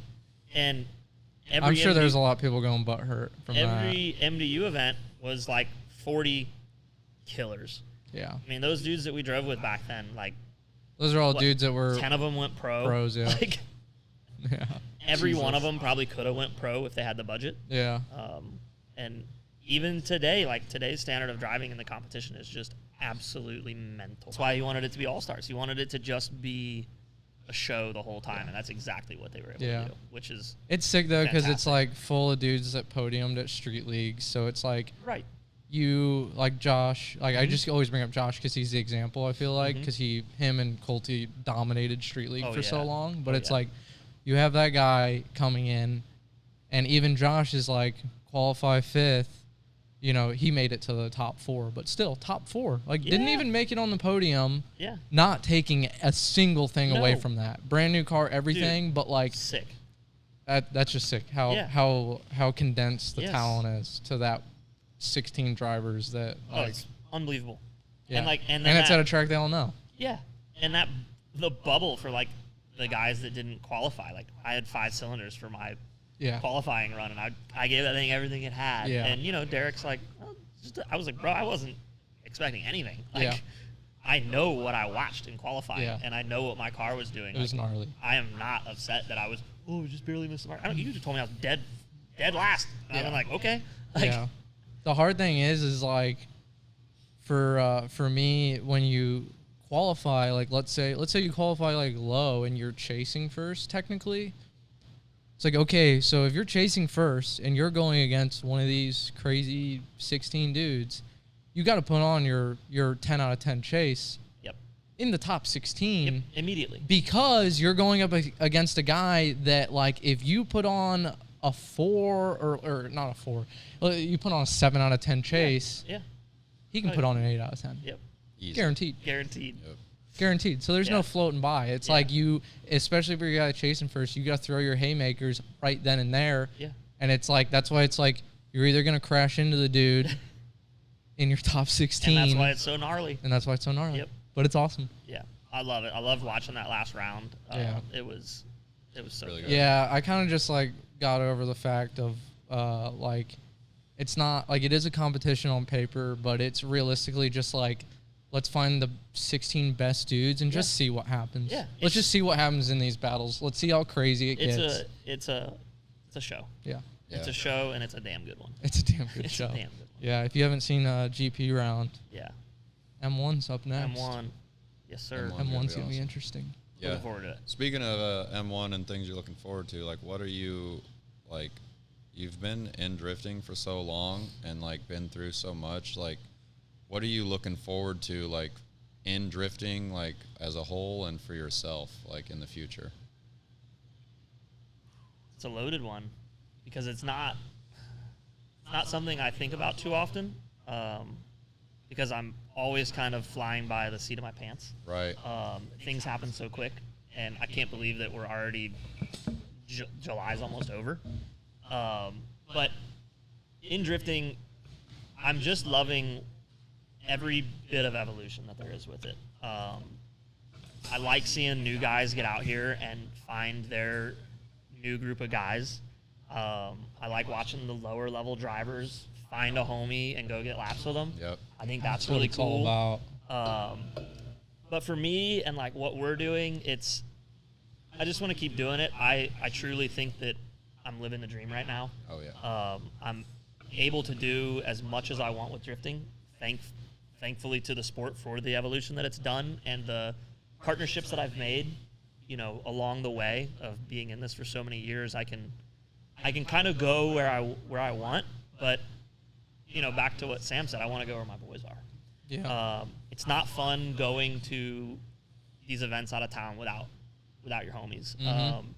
It's like a lot of the events that I did, with Drift Appalachia and Hyperfest and these big, the bigger travel events, I always had Kyle with me. Yeah. And it was always me and Kyle. And when Kyle wasn't there at, an event, I'm like, well, what? It's not nearly as fun, not really dude. Enjoying it, and it kind of took out my motivation to go to some of these this season without him because I knew he can't go. He's working on rebuilding his entire program. Yeah. So I'm like, okay, well, I'll just relax because if I go to these events, yeah, I'm gonna have fun. I'm gonna drive, but if you're not with your boys, you're not having as much fun as you exactly. can. And sure, we all know people at these events. I'm gonna know 30, 40 people when we go to these events, but it's not my direct homie who we're going to go out and do every lap together and get stoked when we get back to the pits and, party at night together. Exactly. Like, we're just going to, I'm going to get in the trailer and chill, go to bed, yeah. I guess. But also, I did go to an event last season, one I'd never been to, and it was Grid Life South Carolina. And I knew Swan was going to be there. Mm-hmm. I knew Greg was going to be there. Like, well, let's go. That's a track I've never driven before. Let's go. And we went there, and that was when I became friends with the guys from Top Garage. Yeah. So I've always known of Top Garage. They've always been, heroes of mine. Dude. And they are at the top right now. To become really good friends with those guys, pretty much right off the rip of meeting them, was one of those feelings of, oh, we've been friends forever type of deal. And that's just like, they're such good people. And that's why it's easy to do that. So that's an exciting thing to look forward to in drifting, is that like you can be old and still make friends that are, they're going to be, lifetime friends. Yeah. So that's pretty cool. I feel like that's one of the best parts about Yeah. it, dude. Like having different friends in different areas where you like, of course, like I always want to bring all of my friends basically. Right, but it's tough to get everybody together. Yeah, of course. But like also at the same time knowing like I'm going to bring my friends and we're going to show up to this place and there's going to be a guy that knows where we're at and where we're staying or the track, and like it's always very nice having those relationships across like the whole country basically. Oh, dude, we have friends across the country. Yeah. All over the place. Which is insane. It's great. And that was what you're saying about like it's hard to drive with all of your guys, and it's like, yeah, because we have so many people that we know in this relatively small sport that's just blowing up. Yeah. And it's very cool. It's very always cool. kind of trippy to me to just think about like, oh, I could go down to Alabama and just like have friends down there and like not be worried about like, oh, like how's this guy gonna be? Like I've never met him before. Like, no, I know how he's gonna be. Yeah. I've hung out with him at this place maybe for a couple hours or talked to him on the internet. And dude, like the network that we have is so big. Even if it's not somebody it's going to be somebody that who knows them. They're like, always one person away. Yes. I keep saying that. All these people, these people that I look at, like people where it's like a Chelsea Denofa. Yeah. One guy away. Yeah. Like that's not unobtainable. I'm not saying I'm going to be best friends with Chelsea Denofa, but just like, know that like those people are not, they're not grouped up and put into a different group that is like Correct. like hidden They're- behind this wall. They're just like us. They're just people. Yeah, they're just dudes. Naoki Nakamura's one person away, technically. Yeah. Like, that's crazy to me. That's crazy, You dude. got to learn a different language to communicate, but you also don't. Of course, yeah. You also don't, dude. Like, you could be at an event with him, and since You can do so speak many of drifting, the things, bro. You can speak drifting. Yeah. And you can be like, let's I do can a do lap, and, this. like, you can figure it out. I can do this with, Yeah. you know? Yeah. It's Yeah. crazy how that works. Yeah. James Dean, like, technically one person away, Yeah. bro. Mm-hmm. Think about, like, Dan, like, I don't know. It's just always crazy to me. Yeah. The world is so small. It's tiny. It keeps Tiny. getting smaller, too. Yeah. Yeah. And it keeps getting foggier. It's very fun. I don't know why. Yeah. Yeah, dude, I love drifting. Drifting Dude, is it's the so best. sick. Like I said, dude, it's been 20 years of it, and I couldn't see myself doing something Yeah. else. So you're in it for the bros. in it for the bros, always have been. Yeah, that does rule. In it for the boys. I mean, that's why you see it on my trailer, you see it on my tent. Like, drifting is one in the pits in my Yeah. heart.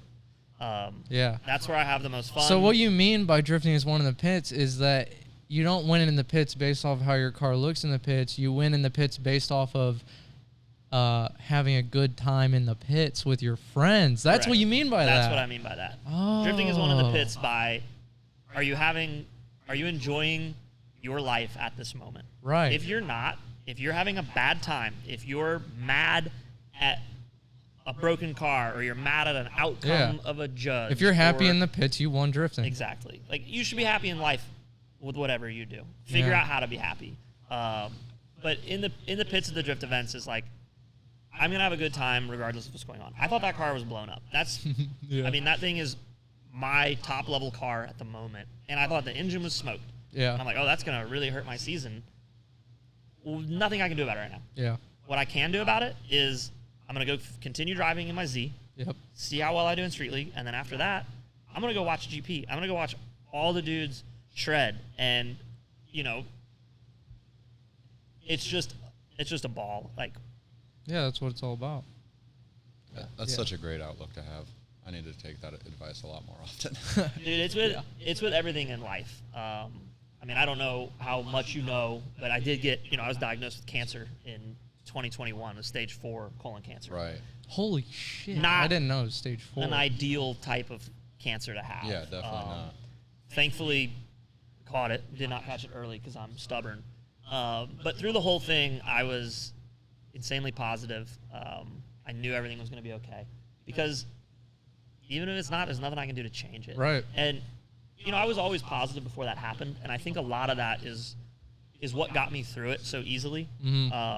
I mean, I'm 3 years off treatment. Everything looks good. So we're Oh, solid. yeah, dude. Good for you. But there was That's never amazing. a point when I thought cancer's going to take me. There was no shot. Yeah. It was always, all right, well, I'm going to get through, this part, it's going to be okay. Yep. And it was, and that was, they say like your mindset is so important during all of that. And so I truly believe in the mindset thing. Like if you're positive and have this positive look out on everything, like Yeah. shit's going to work out. And it has, but it's everything in life. Just try to realize there's nothing you can do about some stuff. Yeah. And to continue just trying to be as positive as you can. Yeah. That definitely says a lot about the type of person you are, because like that's not like not that that's something that you should like publicize or anything, Sure. but like that's not something that people know or would guess. Right. And I didn't talk about it because, again, I knew I was going to be okay. Yeah. Even though I probably shouldn't have thought that way. But I knew I was going to be okay, and I didn't want people feeling sorry for me. Yeah. I remember my mom telling me, she's like, "Oh, well, let's make some shirts. Let's do a GoFundMe." And I'm like, I cannot do that. Yeah. I was like, I have, at the time I had my S14, I was building it. I was like, I have $100,000 in race cars. Mm-hmm. And like, if I'm in trouble, I can sell them Yeah. and fix my situation. Yeah. I don't want people that don't have very much giving to me when I don't. If you have toys, you don't need anybody's sympathy for anything. Right. When you have toys. Yeah. When you have toys, you can figure it out. Yep. And also, I'm like, I'm about to rack up serious debt. The most we're gonna make is like $5 or $6 grand, Mm-hmm. and I'm probably gonna blow it on something stupid. Yeah. Like, $5 or $6 grand doesn't touch $1 million in medical bills. Right. Not saying that the GoFundMes are not good for people because I think it's fantastic for the Of people in those course, or situations. people that want to support and stuff like that. And I know that, like, I know if I talked about it, there would have been an overwhelming amount of support there. But again, I was so positive in my stubborn brain that, like, it's going to be okay. That's badass. We're going to get through this. Yeah, that rules. And, you know, we did. Yeah, you did, dude. You did. I'm incredibly stoked that that is something that is behind you because there is more S chassis to be had. There are. We're going to keep throwing them away. Yeah. Yeah, dude. Oh, my God. You're building a new car, too, right? Yes, sir. New car. Yeah. Is slow build.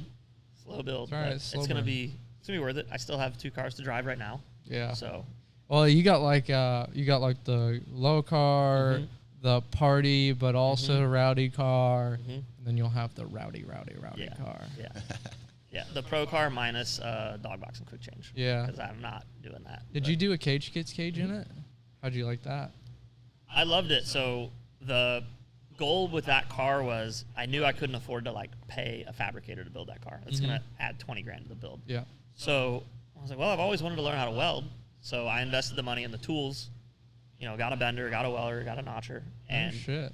kind of self-taught with JP. Yeah, You yeah. know, JP is there helping me set the machine up, helping me You do gotta things have correctly. someone. You got to have somebody pointing you on what to do. Otherwise, and, it takes you 10 years. So between him and Cody, you know, I welded like 85% of that cage in that car. Hell and I yeah. learned how to weld on that car. That's what we're gonna do with you.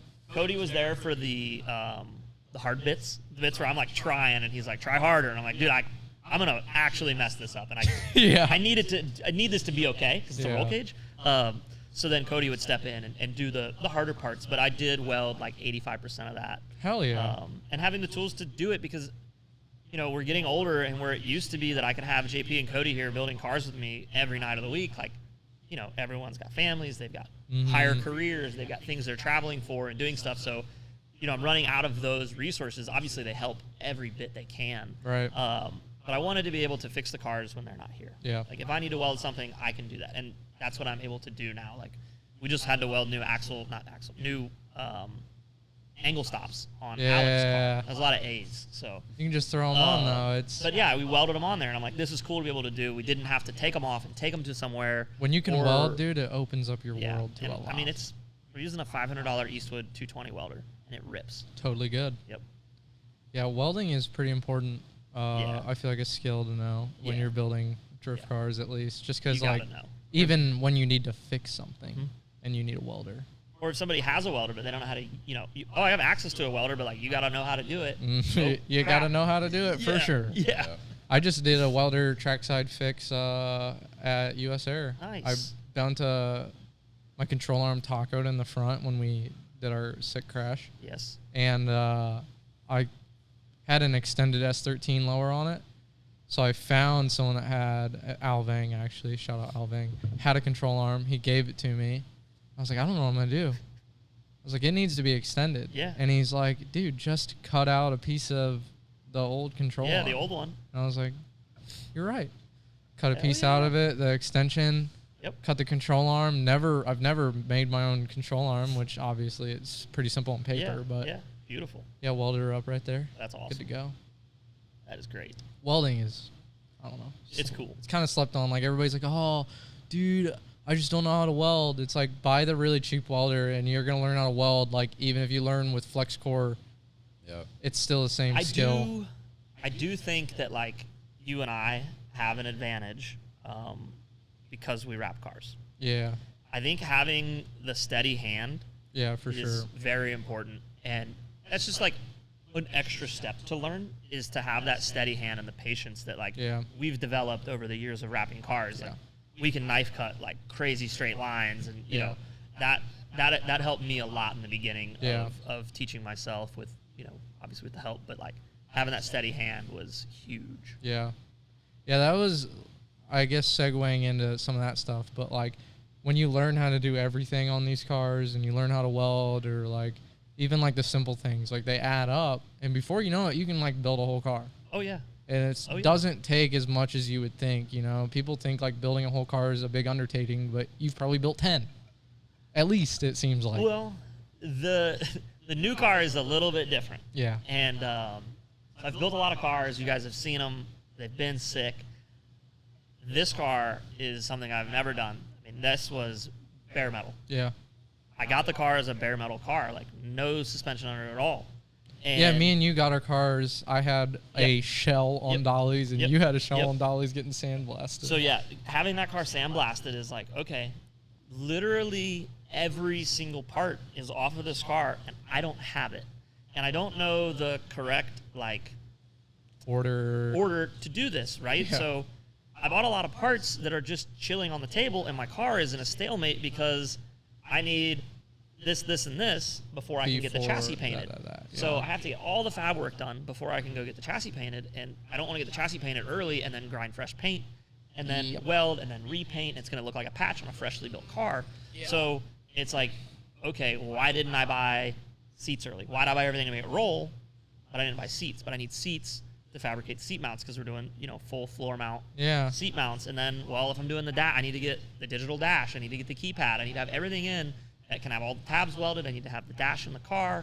So that's kind of where we're at now. Changes everything. I do have all the aero. I have the whole front end, fenders, overs, doors. I have everything. So, now we can fab the front end. We can mount the headlights because all of that needs to be done so I can blow the car back apart, get it painted, reassemble, then make it roll. So, everything is here except for a couple pieces to finish the fab work. Yeah. And that's where I'm at. It's mid-season, so I'm not prioritizing spending money on that car. Yeah. Just to get the fab work done and get it painted right now. I mean, it'll get done when it gets done. Yeah, it will. But and that's it's gonna just be nice. It's just funny because I know how to build the car and I bought everything to do it. I just bought it in the wrong order. Yeah, so it's weird how that works because you can't just spend $100,000 and then build a car. It's like you have to buy what you think you need first and what you can afford, and then. Yeah, I mean, we have the 2J's back there. It's fully built. It's done. Ready. God damn. The transmission's built. Awesome. It's got the fish adapter plate on it. The CD's, CD09's ready to go in. All the suspension's back there. All the PBM stuff's laying there. Brakes are back there. Badass. Nitrous kit's back there. Like, everything's back Holy there. Except shit. for, 10 key parts that I can finish the fab work. What turbo are you going to run on it? That one has a G35 990 on it. Woo! Golly. That's going to be fun. I'm going to do like a hero pull on the dyno. I want to see it crack 800 on the dyno. Fuck yeah, dude. And then we're going to pull it back to 600 with nitrous. Dude, I was going to say you should just spray it until it makes 1,000. I think it'll run out of fuel for that. Yeah, it's getting E85. It'll have E85. It's getting 1750 injectors in it. Nice. I think it would need over 2,000s. Yeah. I have 1,300s in my car right now. Yeah. Which is crazy to me. That's They're awesome. Loud, bro. Yeah. Injectors are loud. I'm like, is this thing making noise? Yeah. It's funny the jump when you go over 1,500 cc. The jump in price for injectors is astronomical. Oh yeah. Astronomical. Yeah. Well, you get into the territory of these aren't Bosch injectors that are just turned up. Yeah. Or when you're getting IDs, because you got to get IDs when you're making that kind of power. Exactly. It's just that's the one. Yeah. I went to buy ID 1050s, and then Jake was he's like, you're gonna tap these out. Mm-hmm. And I had 1,000s. I had ISR without 1,000s, which are bullshit injector. Right. Who knows if they're 1,000? Oh yeah. But I was gonna put the 1050s in it, and he's like, you should just do 1,300s. And I'm glad that I did because I definitely would have ran out. Yeah. Because even my 1,300s, he said, are pretty close to the max duty cycle. Yeah. The 85's no joke. Do you have a goal or a deadline on when you want to have that car done? Man, I did. We're pretty far past it. So I've had multiple different segments, and I really wanted to get the car painted in the spring. Hell yeah. I wanted to get it painted last fall. So now I would like to get it painted in this fall, but I probably seeing a realistic goal would be if I get that chassis painted in the spring. Yeah. The main thing is that you have it though. The hardest part.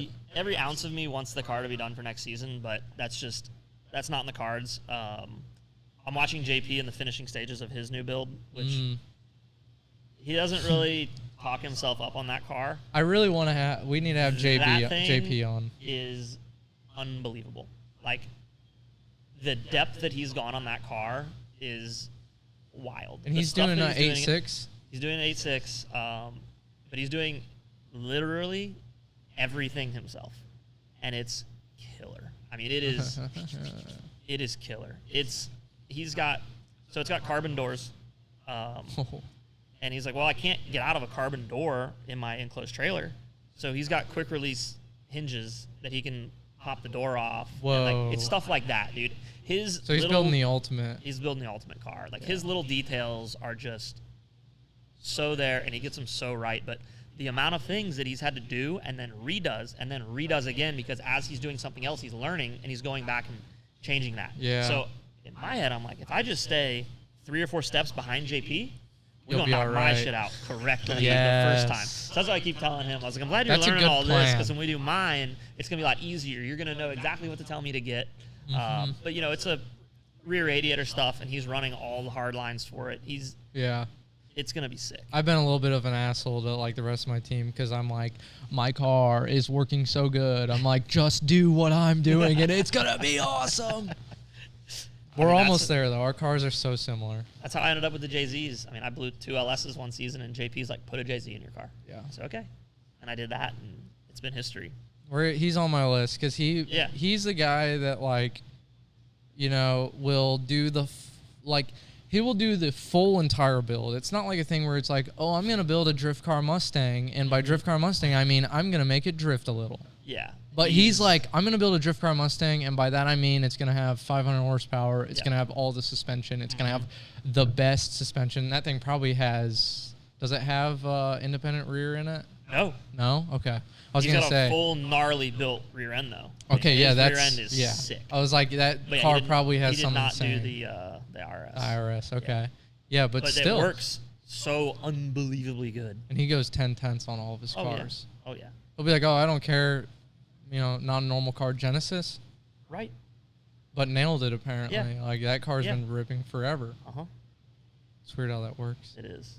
He knows what he's doing. He knows what he's doing, that boy. And that's why my cars have been so good, you know, with having JP right there, like, making sure I'm not doing something wrong. I look at, like, a car like his Genesis, and it just makes me think, like, I'm doing, like, pussy shit. I'm like, oh, 240, like, it doesn't get easier to build. 240 with an SR, and I'm like, I think that my car is pretty crazy for, like, an SR 240 on the scale of, like, maybe Isaac's car comparatively or whatever, but, like, the jump from my car to JP's car is, like, that same insane gap or whatever. Yeah. Like, there's levels to this shit, and me, myself, and the rest of my team or whatever, like, we're reaching for it, but I keep getting reminded that we're not there. Yeah. Well, I mean, we're basically building the same car, right? We're both built JZs with CDs, different chassis. The amount of stuff that he's had to do custom or something you can't get off the shelf is harder for that car. My car, yes, I'm building an S14. That's really interesting. Cookie cutter cars. The reason I like that is because I don't know how to build a car from scratch. Right. I know how to buy parts and bolt them on and fabricate a little bit and with the help of the guys. But, like, I wanted to be able to bolt pedals in that car. Yeah. He's doing a full hanging pedal setup. Like, that's a lot of time and a lot of money. You know, he had to do... So he's doing a hanging pedal box? Yes. Jesus Christ.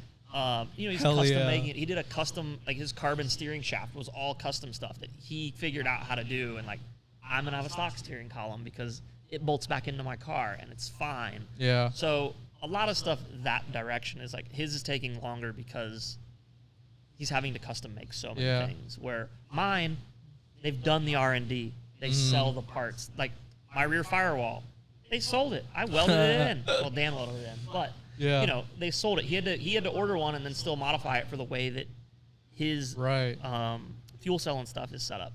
But like in the S14, we all know the recipe of where the fuel cell goes. Yeah. That's how they're all doing them. You know.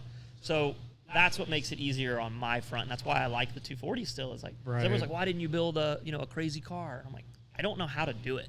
Yeah. And I'm okay with that. I'll be humble with that. And also just it's iconic to me. I love them. We are a little bit jaded though, because our cars. It's not that they're not crazy. They're still crazy compared to a normal car, but they're. It's just there's always crazier shit. Someone's always got crazier shit. Oh yeah. Always. Oh, yeah. You're never gonna be the craziest shit in the pits guy. No. No. Ever. No. Yeah.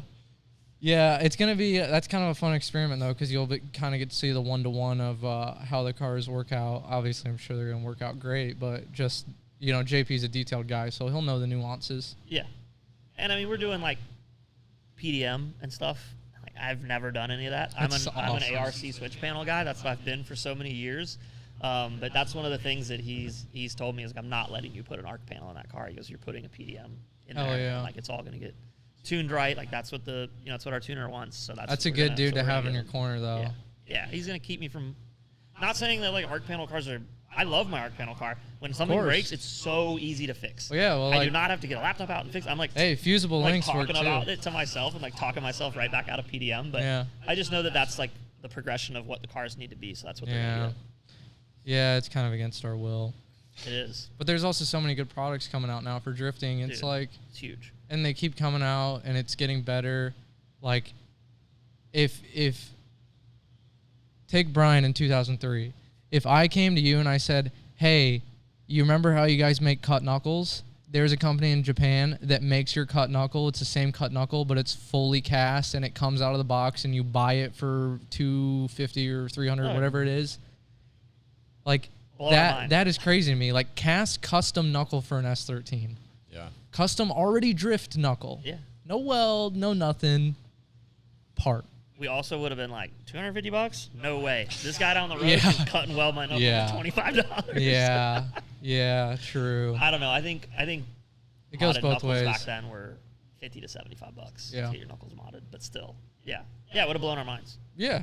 Well, it's like just the fact that we got to that point that like drifting is at least cool enough or big enough that people are making some crazy parts for it that are super, super specific. Yeah.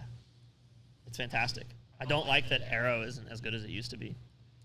That part sucks. Not in the part of fitment, the part of like availability. Yeah. Like you used to be able to get kits all day, like all different, whatever kind of kit you wanted for your car, you could go on eBay, you could find that kit. Yeah. It's there, it's available, it's going to be to you in 6 to 10 days, and it's $550 shipped. And now, like you type in body kit on eBay, and like you don't really find body kits. Like they don't. All of those styles that you used to be able to get, you can't get them. Like you can get Works 9 Sylvia kits for $550. Yeah. They weren't real Works 9. But, but was the quality better back then? Oh, it was way better. There was still some junk. They're probably still using those damn molds. But they're for sure using those same molds. But, the stuff was available. Like if I wanted to get a blister kit, I could get on eBay and get a blister kit. It was always there. It was always available. And that they might still be doing that, and they're just going too quick that I'm just like. That's what I was just gonna say. I was like, I don't know if it's a supply and demand issue. I think it's a supply or demand issue. Yeah, I think it's just a straight supply, and like nobody's making the old kits like they were. Yeah. Well, it's like now you just got Origin. You just got to get Origin. Which, I don't hate Origin, but I don't know what it was like. Yeah. Like to have options. Yeah, like we used to have so many options, hoods. So many options back then. And that's one of the things that I've noticed is kind of gone. Like I've looked at maybe refreshing this car and changing it. I'm like, well, can't even get the Aero that I want. So I guess not. I guess let's keep running with this busted BN kit. But it's definitely weird in the parts world. Things change because you can buy a wiring harness that is made for your swap that plugs into your car immediately. But you can't get, like, maybe your front bumper that you run. Right. It's weird. That's wild. But that's just some of the, like, small things that I've noticed. And obviously the price of everything, like. Yeah, just through the roof. Through the roof. Well, you're a GMR supporter. Big time. Yeah, speaking of which, me and Cody have a proposal for you. Oh, yeah? We'll tell you talk about it after this. Okay, off the mics. All right. After this is going to be really soon, too, because we got to wrap this up. Yeah, we do. Okay. All right, cool.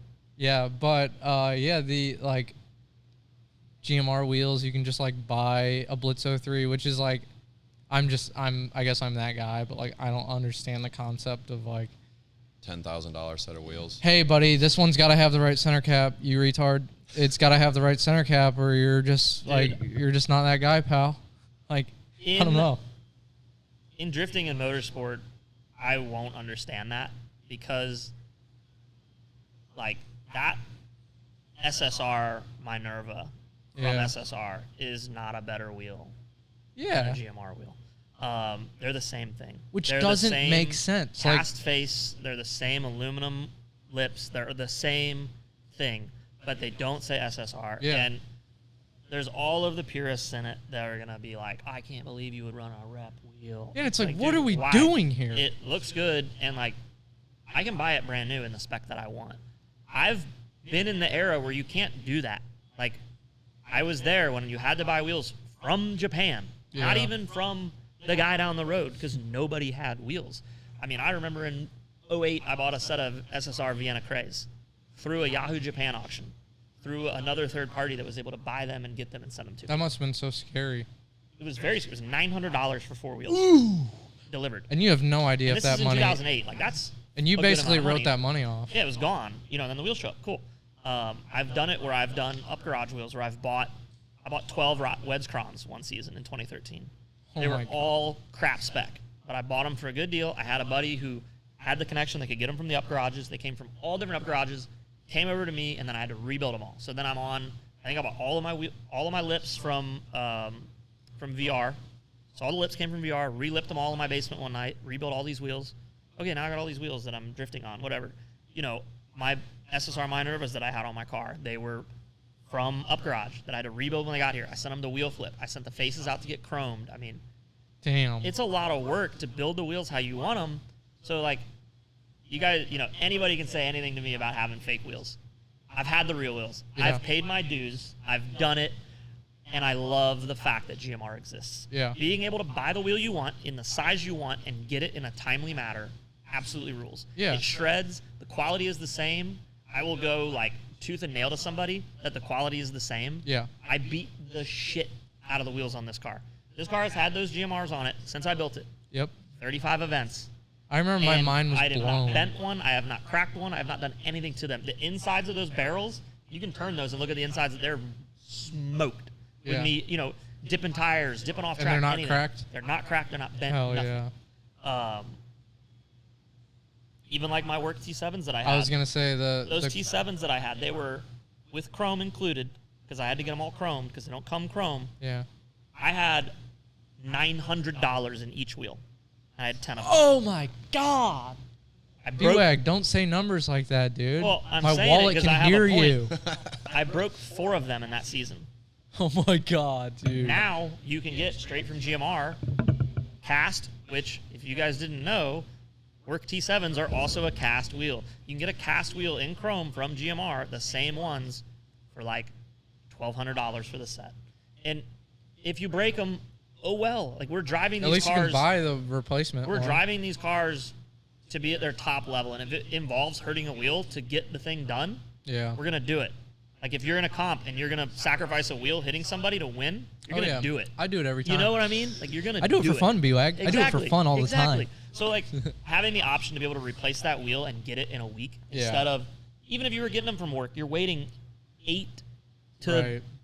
10 months. To And get you're a wheel. still getting a 20-year-old wheel possibly, or whatever the Yeah. hell it is, depending on the wheel. Now, I mean, I'm all for the culture of drifting and like having the right style and getting the course. right parts, but when you're doing it at the level that we're doing it, Yeah. it just does not make sense. Yep. If you've got a car that you take to Cars and Coffee, you go to one drift event on a skid pad and you're doing solo laps, Yeah.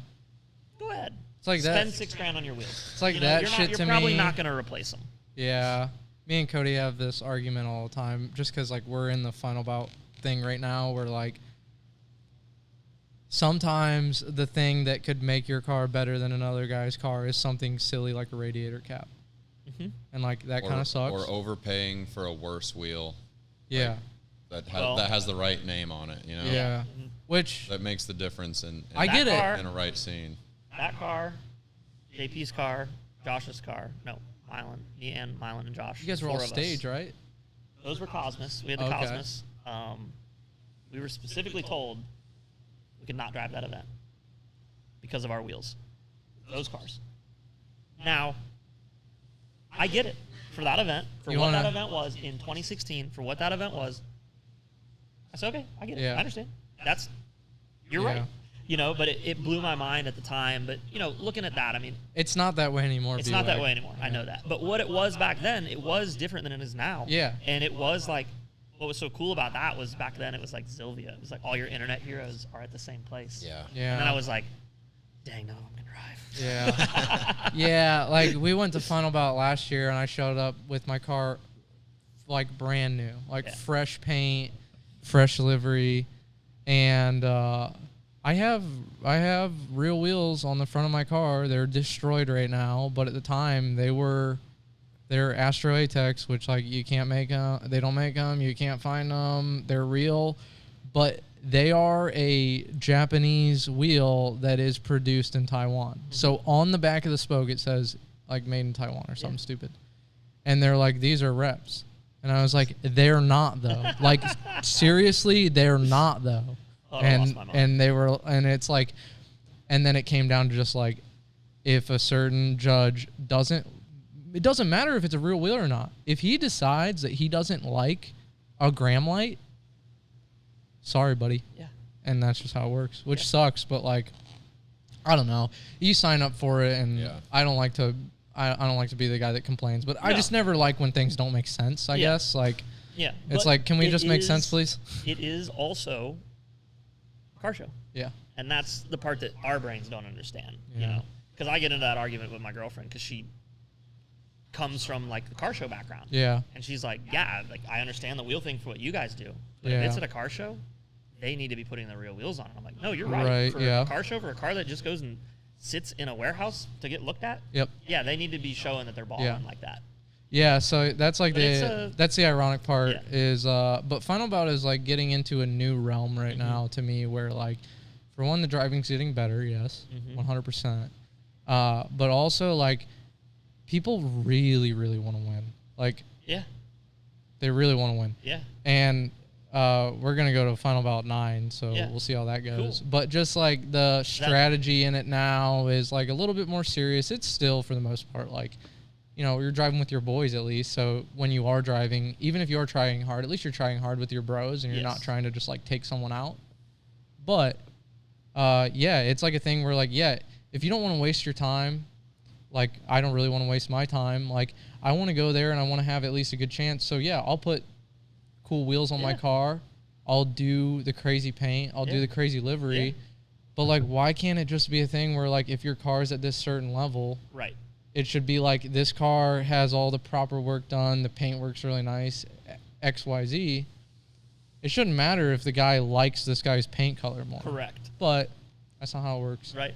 Yeah. So I just think it's whatever. Final Bout though, Final Bout's cool. Yeah. It is a cool event. Oh, I believe it. Yeah, the US Air is like perfect for team driving. Like you got to bring all your boys up there sometime. Like you guys could totally do a special stage now if you wanted to. Oh yeah. It'd be sick. We may. We've thrown it around because like. Have you driven Summit Point before? Go do that. Yeah, I want to do that. Go do that. It's a great time. Do that. I've been 100%. And Savage has been trying to get me to go to Drifters of December for like the past 15 years, and I haven't gone. Bro. I want to do that too. So we may go. You've this year, driven. so. You've driven a ton of tracks. Drift Appalachia included. Yeah. Summit Point is up there. Sick. Like yeah, for me. I want to go. Like I've driven E-Town. Yep. I've driven US Air, blah blah blah. Like all the cool tracks, I guess, that are around here. Yeah. Summit Point is like insanely slept on. Yeah. Yeah, I need to go. Really, realistically better than all of them. I need to listen to Dan and go. Yeah. That's what I need. Yeah. I need to listen to Dan. And We go. need to listen to Dan and put HRs in our cars. You ain't kidding. That car rips. It rips. Absolutely rips. Well, shit, dude. Do we have anything else we should talk about? We should talk about something after this and then going drifting right after this. Okay, we're doing the luau after this, right? Yeah, we're doing it today. Yeah, we're We're drifting. gonna do it. Oh, also, by the way, people of the internet, we are at Fleet Graphics. So if you need decal work in the Dayton surrounding area, go to Fleet Graphics. Yes, sir. FleetGraphicsInc.com. Hell yeah. And if you're in Indiana, come to my shop. Yes, exactly. Absolutely. Yeah, don't go to Fleet Graphics Yeah. if you're right near my shop. Yes. But Yes. any other scenario, Yes. please come to Fleet Support small Graphics. business in your towns. Hell yeah, dude. Print shops. Absolutely. Print shops are going nowhere. Yeah. No. Yeah, this has been a great podcast. Thanks for coming on, Bwag. I'm This was happy to awesome. do Hell it. yeah. It was a lot of fun. I don't think I quit smiling the whole time, which is cool. That shit rules, dude. That's what it's about. Now we It get to go is. do the fun part. Yes, Yeah. we are going to go do the fun part. Heck yeah. Thanks for watching, everybody. Until Oh, next wait. time. Oh. Shout Rush out Hour to Productions. Rush Hour Productions. He came all the way out here to somewhere in Ohio from somewhere in Indiana to set all this up so that we could do this and give this to you people who hopefully will watch it. Shout out Rush Hour Productions. Goodbye.